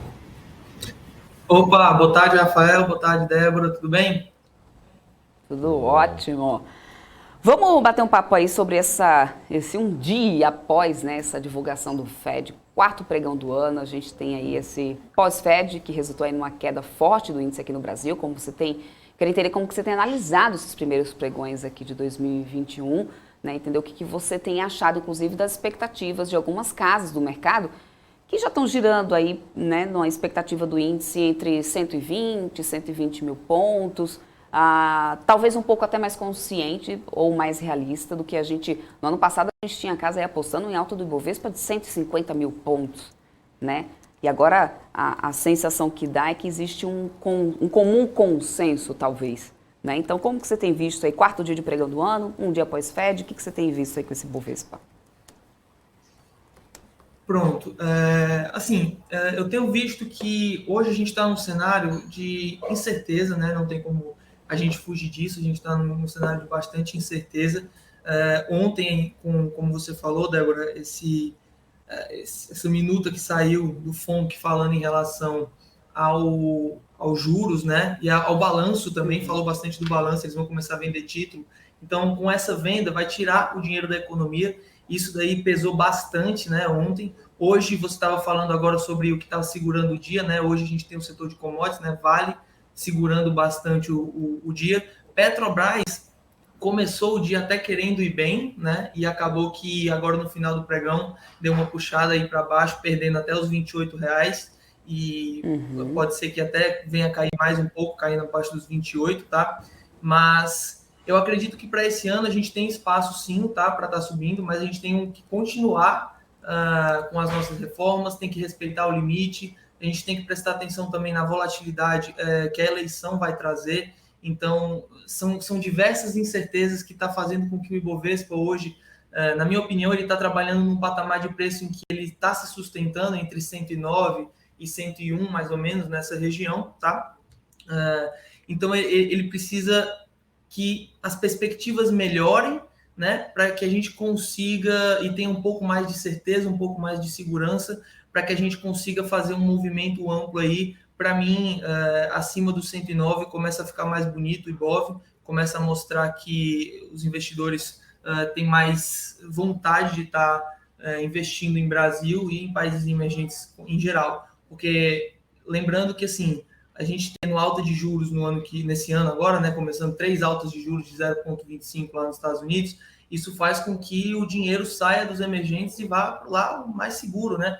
Então isso pesa bastante na Bolsa, mas a gente tendo boas perspectivas aqui no Brasil, eu acredito que sim, a gente pode ter um movimento amplo aí de alta e quem sabe buscar os 120, 130 mil pontos esse ano ainda. Volatilidade, né, na Bolsa, e também tem essa expectativa de que esse ano tenha até mais volatilidade na Bolsa de Valores. O que fazer para se proteger tanto no médio quanto para operar no curto prazo nesses cenários aí com essas trades, né? Como é que o investidor, focado principalmente em trade, Perfeito, consegue aí sair nesse meio do furacão aí da Bolsa de Valores? Perfeito. O que a gente está fazendo aqui, né? Hoje a gente está trabalhando muito em cima de proteções, né? A gente protege as carteiras, protege as ações, fazendo ou travas de baixa, ou comprando às vezes até puts, né? Opções de venda a seco mesmo. Geralmente a gente faz a trava porque ela é financiada, então acaba sendo um pouco mais barata, né? E a gente está tendo um pouco mais de cautela na alocação em ações nesse momento. A gente prefere estar se protegendo. Nós temos algumas oportunidades pontuais aparecendo, alguns papéis bem amassados, né? E que a gente tem algumas são pontuais para estar entrando no momento. E só que a gente está trabalhando bastante essa parte da proteção, tá certo? Bastante mesmo, tendo muita cautela, porque assim, eu acredito que os 100 mil pontos, 100 mil, 101, é um ponto extremamente importante aí para a Bolsa, né? Extremamente importante. E se perder, fica mais complicado, né? Aí, como eu estava falando dos riscos, das incertezas e tudo mais, aumento de taxa de juros, a gente tem aí um fator extremamente importante, que é a possível paralisação aí de servidores, né, da Receita, do Banco Central, e isso aí pode afetar demais a nossa economia, pode ser que paralise muito, né, e isso causa uma incerteza maior ainda, né? Então, se perder, a gente tem espaço para cair aí até uns 90, 93, acredito eu. Então a gente trabalha bastante essa parte da proteção, vendo que isso pode acontecer, né? A gente já vê que os policiais foi destinado aí para os policiais federais e rodoviários, né, um reajuste. Então todos os outros servidores aí estão achando isso muito ruim, né? Estão protestando em relação a isso. E se não tiver agora efetividade nessa conversa que eles terão no dia 18 de janeiro, se não me engano, pode ser que a gente tenha uma paralisação, uma greve geral, algo mais perigoso aí. E isso com certeza vai impactar bastante na Bolsa. Queria falar agora um pouco sobre esse cenário macroeconômico, né? Como que você está pensando, né, sobre a Bolsa, considerando isso? Principalmente com a alta de juros, a gente até estava falando um pouco sobre isso, a gente também tem do outro lado inflação, incerteza internacional, essa nova onda de Covid-19, agora há pouco mesmo estava falando sobre recorde na Itália, casos aumentando também lá nos Estados Unidos, apesar da gente saber que a gravidade não é a mesma, né? Mas isso impossibilita, claro, a circulação de pessoas. Que bom que não temos a fatalidade no aumento extraordinário de número de mortes, como a gente, né, acompanhou logo no início da variante Delta, por exemplo. Mas o fato é que isso tem impactado alguns setores, por exemplo, Estados Unidos, cancelamento de voos, alguns outros países que estão restringindo um pouco mais com medo do que possa vir. Ou seja, considerando todo esse cenário macro e ainda, né, o interno que a gente tem, né, como que você avalia aí essas questões? Eu acho que o interno, às vezes, acaba sendo até o mais perigoso, né? O Brasil mesmo, ele consegue se colocar em mais problemas, em mais dificuldades, né? Sozinho, não precisa de mais ninguém, não precisa de outro país, não precisa de nada. Mas isso aí já traz uma dificuldade. Agora, olhando aí para setor, por exemplo, de aéreas, falando do cenário macro, né? Hoje eu estou, voltando a falar, eu estou muito cauteloso, tentando realmente não alocar muito, não entrar numa euforia de um dia de alta, por exemplo. Estou tentando realmente ter cautela nessa região. Acredito que tanto o índice quanto o dólar, né, os dois encontraram patamares de preço onde se mantém numa certa consolidação, numa certa região mais tranquila, onde sobe um pouco, cai um pouco, sobe um pouco, cai um pouco, e se mantém, tudo por conta de todas essas incertezas que a gente vem falando aí. A parte do Covid, eu acredito que não faça mais tanto preço assim na Bolsa, mesmo com o aumento de casos. Acredito que a partir de agora a tendência é realmente a gente ter ondas cada vez menores.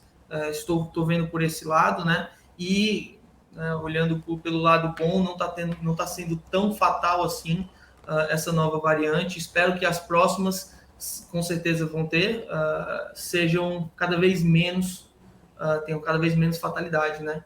Então acredito que a perspectiva consegue ser um pouco melhor eu por esse ângulo, nessa visão, tá? Cenário mais macro, então eu vejo por esse lado, tá? Agora, o Cauê, inclusive, seja novamente muito bem-vindo aqui. A regra da casa, ela é muito tranquila, viu? A gente pega aqui todas as perguntas do chat, a gente fala para o pessoal mandar aqui tranquilamente. Você também tem completa liberdade para falar se manja ou não do assunto, você está acompanhando ou não do assunto, porque a gente sabe que a economia é muito extensa, enfim. Então a galera vai mandando as perguntas e vai fazendo essa ponte aqui com eles. O Anderson Mendes mandou aqui para a gente. Pergunta ao convidado, como o governo americano irá sair da retirada de estímulos, já que a mesma se financia comprando títulos americanos desde 2008 e com o teto de gastos rompidos. Você tem alguma opinião sobre essa retirada de estímulos lá nos Estados Unidos? Como é que isso pode acabar afetando a economia norte-americana? Ou você não está muito por dentro lá de fora, já é mais focado aqui dentro, Cauê? Eu não, dos mínimos detalhes assim, eu não tô tão por dentro. A única coisa que eu vejo e vale a gente prestar atenção é justamente que, fazendo a venda dos títulos, né, ele vai com certeza tirar mais dinheiro da economia, fazendo lá, já estão quase em pleno emprego, né, lá nos Estados Unidos.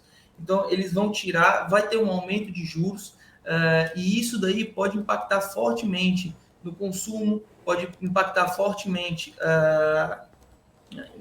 realmente na economia em si, no emprego, tudo isso daí, entendeu? Então, eu não estou tão por dentro dos mínimos detalhes, mas a minha visão é que a gente deve se preocupar em relação a isso.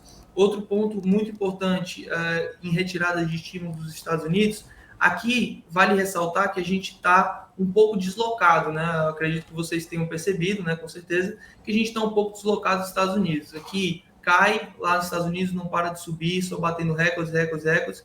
Ontem a gente teve um dia de baixa por conta da minuta lá da FONC, do FED, que falaram, mas só alta, só subindo, e eu acredito que essa dispersão que a gente andava muito junto e hoje não está mais andando, ela não está acontecendo na alta.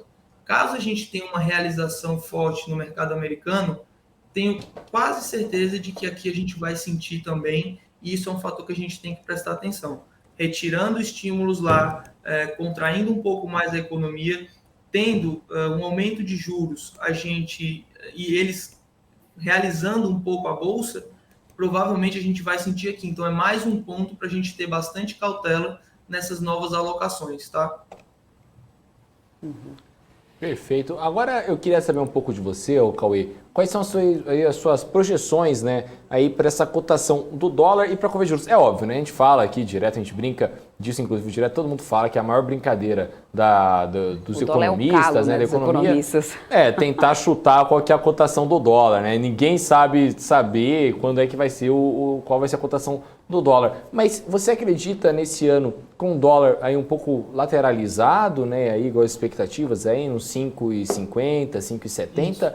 Ou, de novo, teremos instabilidade suficiente para fazer com que ele dispare? Tem gente dando dólar a 6,40, 6,50. Então, qual que é a sua visão, qual a sua perspectiva para esse ano?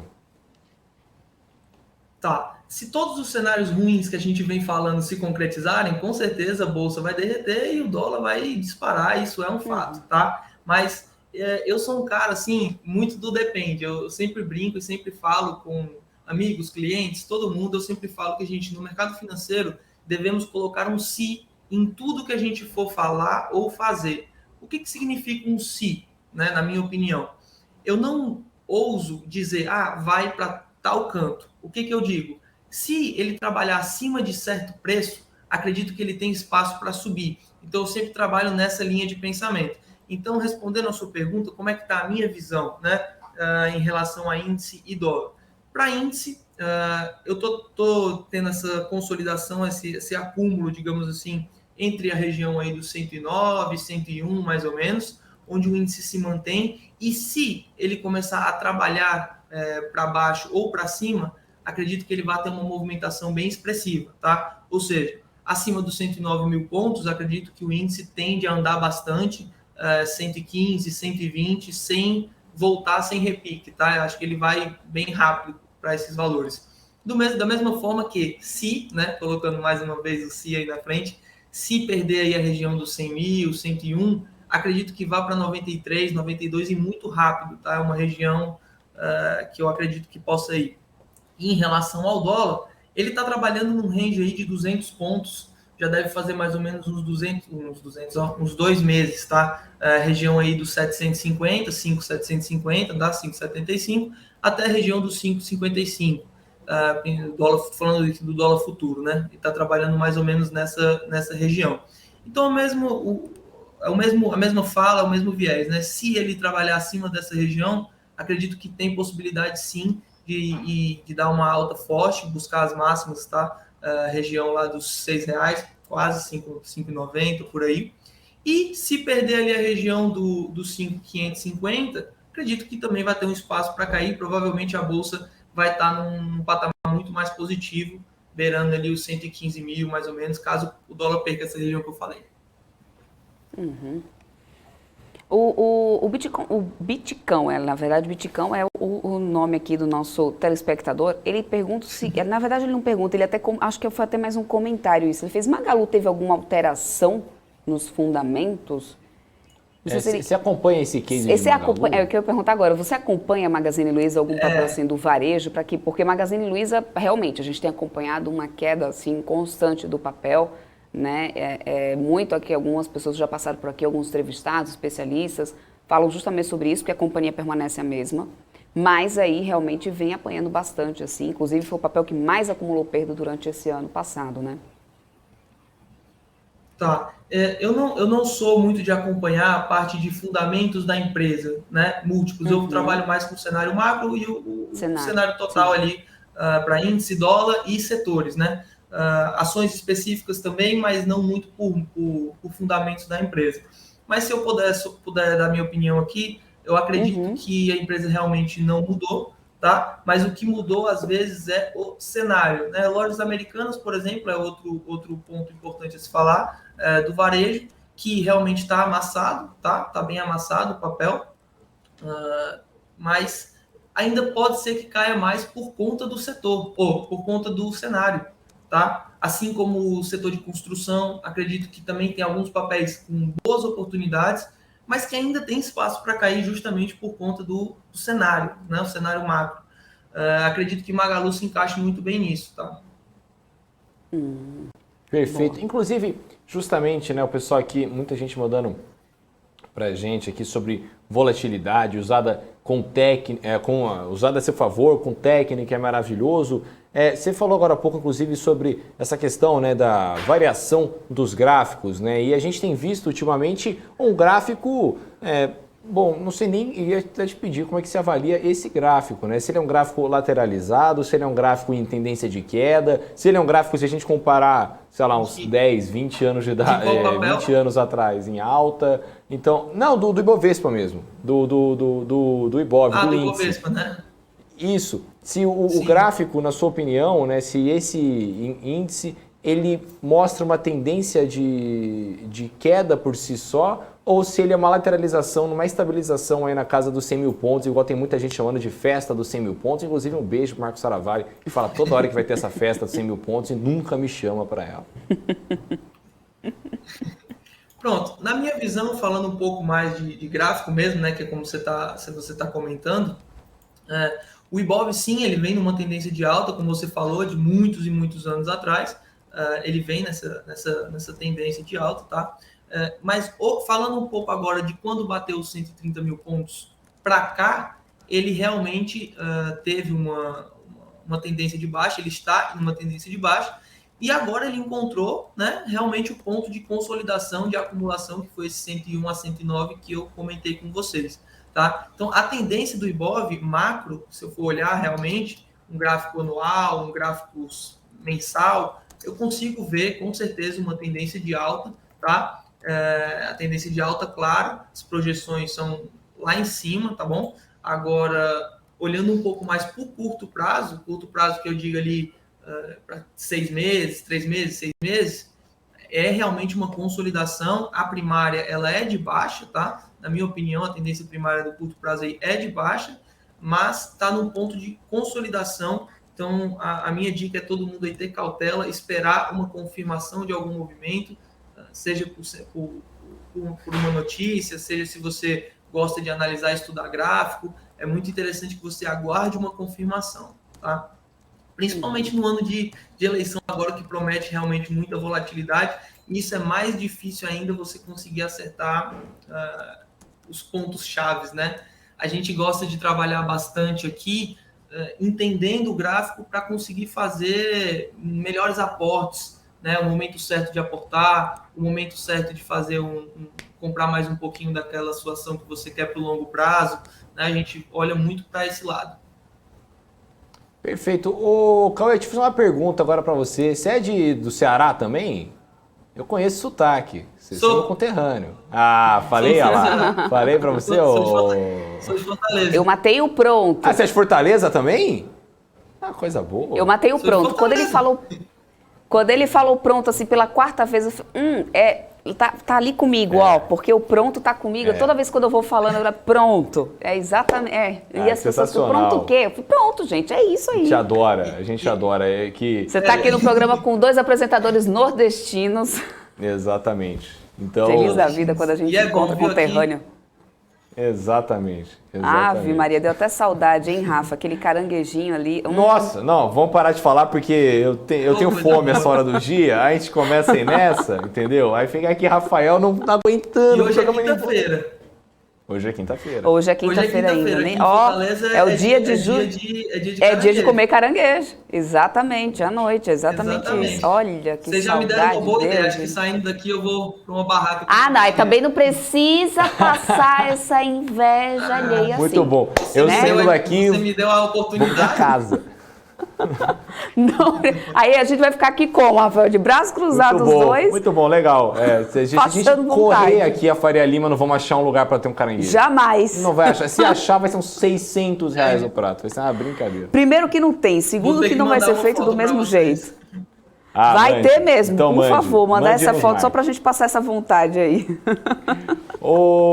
Inclusive muita gente aqui, tem muita gente que assiste a gente, o Cauê, do Nordeste, de Fortaleza, inclusive Ceará, tem gente do Crato. Tem mesmo. Tá, galera aqui, muita gente, o Rafael inclusive aqui, meu xará e meu conterrâneo, Rafael, em Fortaleza, sua linda, eu sempre reconheço o sotaque, tá vendo? O Rafael, eu não tenho sotaque, né? Vim para São Paulo com 5, 6 anos de idade, meus pais são mineiros, mas tenho um maior carinho por Fortaleza, vou direto para lá, inclusive estou com saudade demais. Então, Josias está dizendo aqui também, meu pai mora lá, olha que legal, que bacana. Que bacana, hein? Muito, muito legal. Agora, deixa eu te perguntar uma coisa. Quando vier para cá, pode dar um toque para a gente sair.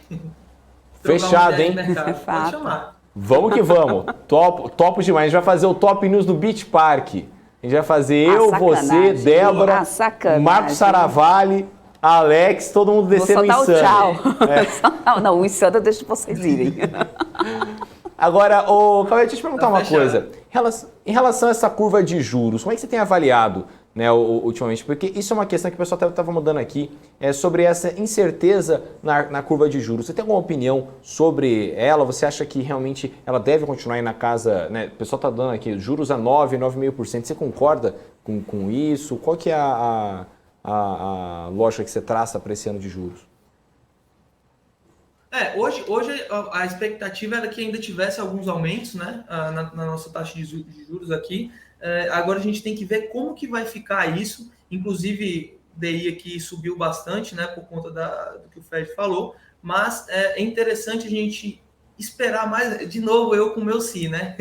Mas é sempre interessante a gente prestar atenção de como o mercado ele vai trabalhar com essas altas de juros dos Estados Unidos. Porque que aqui ainda ia aumentar um pouco, isso é fato, tá? Agora, será que lá aumentando, será que aqui vai aumentar um pouquinho mais? Não vai? Então, eu acho que ainda é um pouco cedo para estar comentando e realmente tomando um ponto. Eu acho que é isso aqui.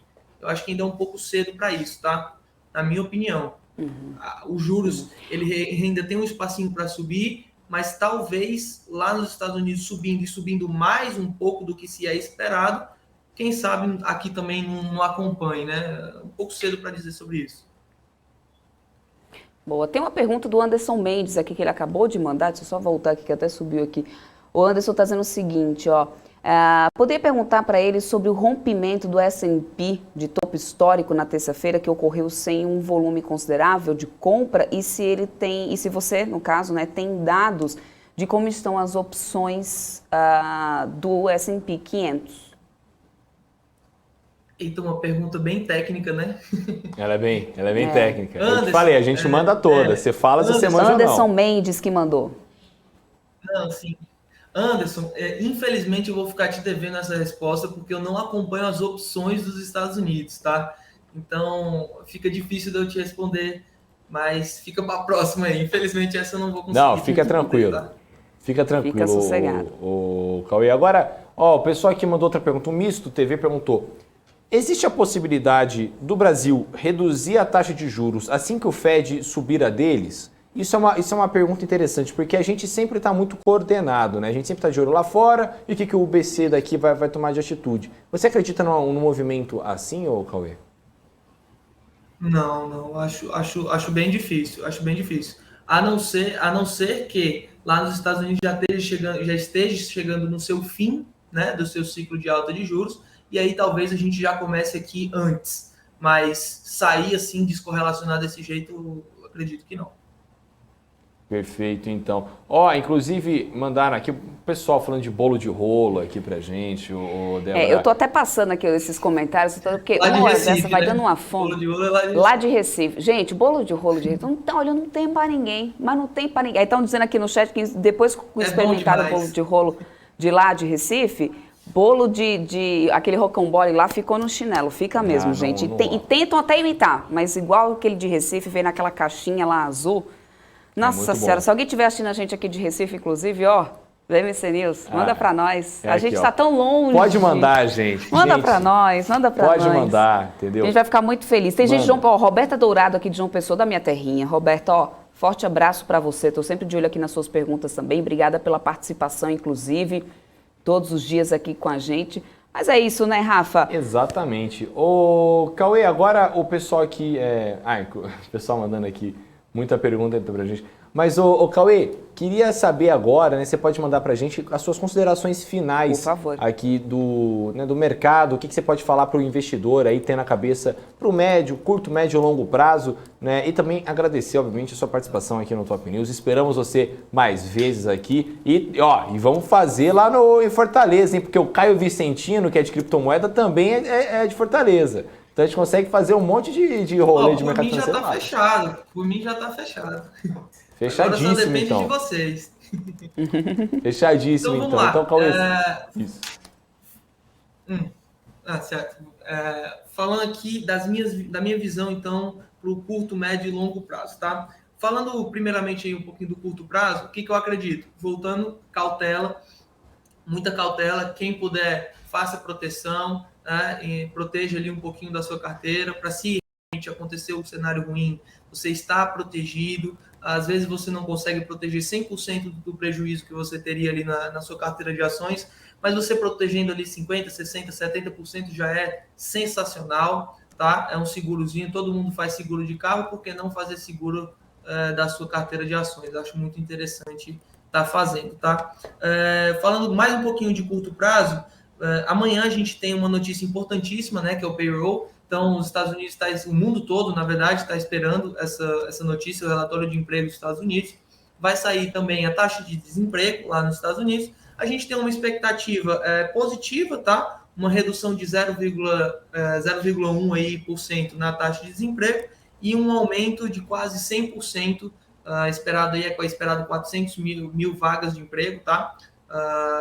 Aumento de quase 100% do que se tinha antes, tá? Era 210. Então, essa notícia, amanhã, às 10h30, pode impactar bastante. Então, vamos ficar atento, dependendo de como vir, se vier acima, se vier abaixo do esperado, o mercado pode ter uma reação bem volátil amanhã. Amanhã é um dia muito importante, extremamente importante, tá? Falando um pouquinho mais agora de médio prazo, acredito que todo mundo tem que ficar ligado nesses pontos de 100 mil e 109 mil pontos, tá? Para começar a fazer novos aportes, ou então para segurar um pouquinho, caso venha para baixo, tá? Então, para médio prazo, acho importantíssimo a gente estar prestando atenção nesses dois pontos, extremamente importante, tá? Por favor, galera, prestem atenção. E no longo prazo, eu acredito que se o mercado cair, a gente vai ter diversas oportunidades de compra, tá? Mas agora, nesse momento, a gente tem várias oportunidades em todos os setores aí. A gente consegue encontrar 1, 2 ou 3 oportunidades de papéis que estão bem amassados e que a gente consegue, caso você já tenha posição, fazer um médio, comprar mais um pouquinho, visando aí o longuíssimo prazo, longo e longuíssimo prazo. As oportunidades aí são muito boas para estar fazendo novos aportes, tá? Mas sempre lembrando de prestar atenção no que você está comprando, aonde que você está entrando, tá? Tá entendendo um pouquinho do ciclo é interessante também. Se você não sabe, conversa com alguém que sabe. Às vezes você entra no momento errado do ciclo daquele setor, né? Olhando para um cenário macro, e isso acaba impactando demais na tua rentabilidade daqui 3, 4, 5 anos, tá? Poderia estar de um jeito e acaba estando de outro, tá? Então, acho que as minhas considerações finais são essas, tá? Essas são as minhas ideias aí para vocês. Show de bola, então, Cauê. Muito obrigado. E bom caranguejo lá para você, viu? Manda foto, exatamente. Marca a gente. Coma por nós, coma por 3, no caso. E muito obrigado aqui. Foi um prazer estar participando com vocês. Muito obrigado mesmo. Um abraço aí para todo mundo. Prazer enorme, Cauê. Até uma próxima, hein, pra gente bater esse papo aqui, seja aqui aí em Fortaleza, comendo uma caranguejada. Nossa Senhora, que vontade. Muito obrigada, até uma próxima. Tchau, tchau. Isso aí. Tchau. Valeu. Rafa, continuando por aqui, esse Bovespa segue estacionado nessa alta de 0,35%, 101.370 pontos, caminhando para o finalzinho do dia, menos de 15 minutos para poder a gente já encerrar esse pregão aqui de hoje. É positivo que volta aqui a liderar a queda. Deixa eu só ampliar aqui um mapa de calor. Vou até trazer o setor de tecnologia, só para poder a gente dar uma olhadinha aqui nesse momento. Olha só, a gente tem aí a Positivo sendo a maior queda do índice, também liderando aqui, né, no setor, claro, 5,42%. Bmob está caindo 5,13%, Westwing 2,86% de queda, Local Web 2,12%, Mobile está caindo 2,07%. Neogrid cai 1,29%, Cash 3, 1,14%, olha isso. Aí, olhando para o lado de cá, TOTS vai subindo, Enjoei também, né? Também temos aqui Get Ninja subindo, Sinqia também está subindo, mas a maioria do setor segue numa queda, Rafa. A gente sabe que essa questão dos juros, né, pesa bastante na conta também do setor. No varejo, que eu nem olhei o varejo só como um todo hoje, só para poder a gente atualizar aqui o pessoal, olha isso. As duas maiores varejistas aqui em queda, com Via caindo 4,38%, Magazine Luiza 2,96%, Natura caiu 1,95%, CIA 2,06%. Do lado de cá no positivo, Lojas Renner sobe 4,75%. A gente tem a Mer3 também subindo 1,89%, Grupo Soma 2,78% de alta, Lame 4, 1,48% de alta. No setor de siderurgia e mineração não mudou não, o patamar é o mesmo do que a gente acompanhava mais cedo, com Bradespa e Vale mantendo alta. Agora a Gerdau sobe agora um pouco, mas todos os outros papéis do setor em queda. E aí, olhando aqui, vamos lá para o setor bancário, para a gente ver tanto bancos digitais como, né, bancões junto. Banco está bem dividido literalmente. Bancos digitais caem, bancões sobem. Né? Itube 4 subindo 1,75%, Sambi 4 e Itube 3, aliás, só Banco Pan e BID 11 aqui subindo. BID 11, que importante, teve aqui, né, muito provavelmente caiu bastante, chegando aí para leilão algumas vezes, por causa, talvez aí, já foi até falado bastante aí na mídia sobre o desmonte de posição de uma pessoa, de um grande investidor. Deixa eu só fechar aqui essa minha notificação que acabou de aparecer aqui na telinha, pronto. Não estou conseguindo fechar. Agora fechei, foi. E aí, vamos ver aqui pra gente, deixa eu mudar aqui para o setor de papel, porque a gente estava falando também aqui das papeleiras mais cedo. Honey 3, 1,9% de queda, Suzano 1,11%, Klabin 3 sobe 1%, Klabin 4 também subindo 0,82%. E o dólar futuro, vamos lá, queda 0,25, 5,72. Nesse momento a cotação do dólar. E Rafa, falando em petróleo, exatamente isso que eu ia perguntar para você. Teve uma movimentação lá no Cazaquistão, parou aí o fornecimento de petróleo por lá, foi isso mesmo que eu entendi? Exatamente. A Chevron, que detém 50% da joint venture, que opera o gigantesco campo de petróleo de Tengiz, no Cazaquistão, diz que cortou a produção devido a problemas logísticos após terem surgido protestos nas instalações da companhia. Os protestos começaram no domingo na região de Mangistal, no oeste do país, após o governo ter aumentado os preços do gás liquefeito de petróleo, muito usado para abastecer veículos. Né? Dezenas, inclusive, de pessoas foram mortas no Cazaquistão hoje, enquanto as autoridades agiam para reprimir as manifestações. As informações são, inclusive, é claro, do Dow Jones, né? Informa ali a Dow Jones. E, inclusive, Débora, para a galera que chegou agora, né, eu fiz agora há pouco um resumão de tudo o que aconteceu no Cazaquistão. Lá, qual que é essa briga? Né? Tem um rolo danado. Por que eles estão dando tanta importância para a GLP, gente? GLP vai fazer, né, o que acontece por lá? Então, lá realmente o negócio é forte mesmo. E a briga tá intensa lá. E, inclusive, Débora, agora ainda continuando lá fora, né, o James Bullard, que é lá do Federal Reserve, afirmou que é possível volta ao balanço patrimonial igual ou menor do que no pré-pandemia e que a taxa de juros neutra do Fed estaria na casa dos 2%. A expectativa é que a inflação modere, mas ainda fica em 3% ao ano, de acordo com Bullard, e que a pressão inflacionária vem tanto pela demanda quanto pela oferta. E a reunião de março é definitivamente possível para a primeira alta de juros. Então isso a gente tem acompanhado aqui todo dia, né, muito de perto em relação a todo esse processo do tapering, se vai ser finalizado, se não vai, qual que vai ser toda essa história, né? A gente está muito de olho lá no internacional também, né, Debs? E Exato. Realmente aí essa questão da oferta e da demanda muito realmente aí em voga aí, né, nos holofotes para a decisão do Federal Reserve aí o James Bullard então confirmando aí isso. Na Itália foram registrados 219.441 novos casos de Covid-19 em 24 horas, uma alta de 16% sobre o número de ontem. Debs, você pode trazer inclusive a cotação do Bitcoin aqui rapidinho pra gente? Eu ia justamente pedir para você atualizar as criptomoedas, porque a gente não atualizou e ontem, né, depois dessa ata do Fed, a gente viu que teve, inclusive as criptos, né, foram afetadas por isso, né, Rafa? Exatamente, e não só isso, né, porque no Cazaquistão também teve uma outra questão.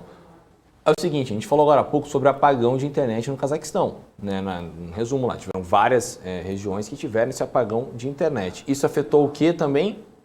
O Bitcoin, mineração do Bitcoin, né, o segundo maior país em mineração de criptomoedas do mundo é o Cazaquistão. Para Bitcoin. Então, tem passado aí para os piores protestos em 30 anos e isso, é claro, afetou lá o Bitcoin. Então, a indústria de mineração de Bitcoin do Cazaquistão, a segunda maior do mundo, foi severamente interrompida pelo segundo dia por um apagão de internet em todo o país, em meio a protestos generalizados. Via Twitter, o cofundador da empresa de mineração Shivindidar Bekbal afirmou que, abre aspas, sem internet, sem mineração, fecha aspas. Ao CoinDesk, inclusive um dos maiores portais de criptomoeda do mundo, o pesquisador norueguês Jaran Mellerud confirmou que é quase impossível minerar sem internet. Então, os principais pools de mineradores perderam uma média de, olha só, 10% do seu hash rate em 24 horas, a partir das 3 horas no horário de Brasília de hoje, ou seja, de hoje até nas últimas 24 horas aí, eles perderam 10% em média do seu hash rate, de acordo com os dados do site bitcoin.com, btc.com. O hash rate, para quem não sabe, né, mede o poder de computação da rede de mineração do Bitcoin. Se você quiser saber mais, inclusive, convido você a assistir o Crypto News, né, todas as quartas-feiras aqui na BMC News. Inclusive, ontem teve. Ontem teve, foi sensacional, viu? O papo foi bom demais. Agora, trazendo rapidinho, foi com o Lucas Shore, inclusive, a gente falou sobre tudo. Todo mundo manda pergunta, a gente vai trocando ideia, eu vou seguindo a pergunta da galera e todo mundo vai aí construindo conhecimento junto. Com isso, com toda essa briga que está tendo no Cazaquistão, né, com todo esse apagão de internet, enfim, com essa tendência aí do mercado, o Bitcoin nesse momento está em queda de 0,8% aos 43.345 dólares. O Ethereum, por sua vez, está em queda de 4,25% aos 3.441 dólares. E a Binance Coin, BNB, caindo 2,07% aos 476 dólares e 33 centavos. O Tether, por sua vez, por ser mais stablecoin, está, olha que estranho, em alta de 2,1%, mas ele continua a $1. Né? Ou seja, porque ele é uma stablecoin, é uma variação, né? Então ele não muda muito, né? Ele teve uma queda para 0,98, 98 centavos, depois 99 centavos, $1 e está aí nessa casa nesse momento. Rafa, o José Vanderlei está lá no chat dizendo assim, mas não deveria ser o contrário, Rafa, se diminui a mineração, diminuir também a oferta e aumentar o preço? Não, porque você vai estar...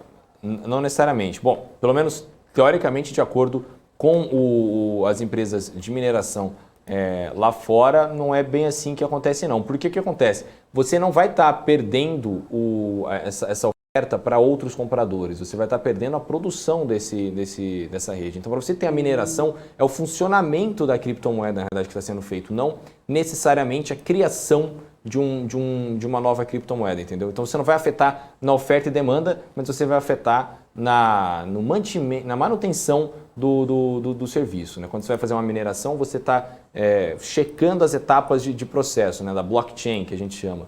Então, e aí a pessoa ganha uma leve taxa para isso, ou também tem a criação, só que aí em infinitas partes aí. Então, o apagão, de forma mais resumida, ele afeta mais na manutenção do sistema, né, mais na manutenção da transação, do que de fato na disposição de oferta e demanda do criptoativo. Pelo menos é isso que eu avalio aí, por isso que teve essa queda, né? Pode ser que algum outro especialista, obviamente mais capacitado do que eu, tenha outra opinião aí sobre esse assunto, mas pelo menos é isso que a gente tem acompanhado aí no Crypto News, né? Sobre, enfim, esse mundo muito novo. Luiz Antônio pergunta sobre BMC na TV fechada. É esse ano ainda? É esse ano ainda, viu, Luiz Antônio? A gente com certeza vai divulgar isso melhor para vocês assim que a gente tiver mais informações sobre número de canal, que todo mundo já tem perguntado, quando isso vai acontecer. Não se preocupem, é esse ano.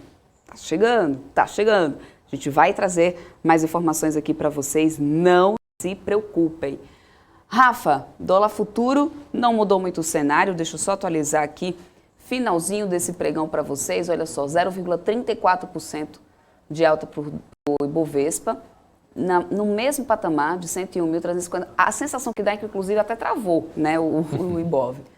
Não está tendo muita variação mais, deixa eu fechar aqui no BR3, já entrou aqui no leilão inclusive, olha só, no Ibovespa aqui, no índice como um todo, a gente tem ainda positivo liderando as quedas do Ibovespa, 5,31% de queda. Aí depois vem varejo, né, tanto o varejo aí, a varejista Via, Pão de Açúcar também caindo 3,77%. Do lado de cá, BRF vai fechando o dia no alta, o Helder já perguntou, claro, sobre BRF mais cedo aqui pra gente, 5,77% de alta para BRF, viu, Helder? Lojas Renner sobe 5,76%, para você ver como está dividido, né? Aliás, eu mostrei o setor agora há pouco. Alguns papéis do varejo caindo, outros subindo, com Lojas Renner subindo 5,76%.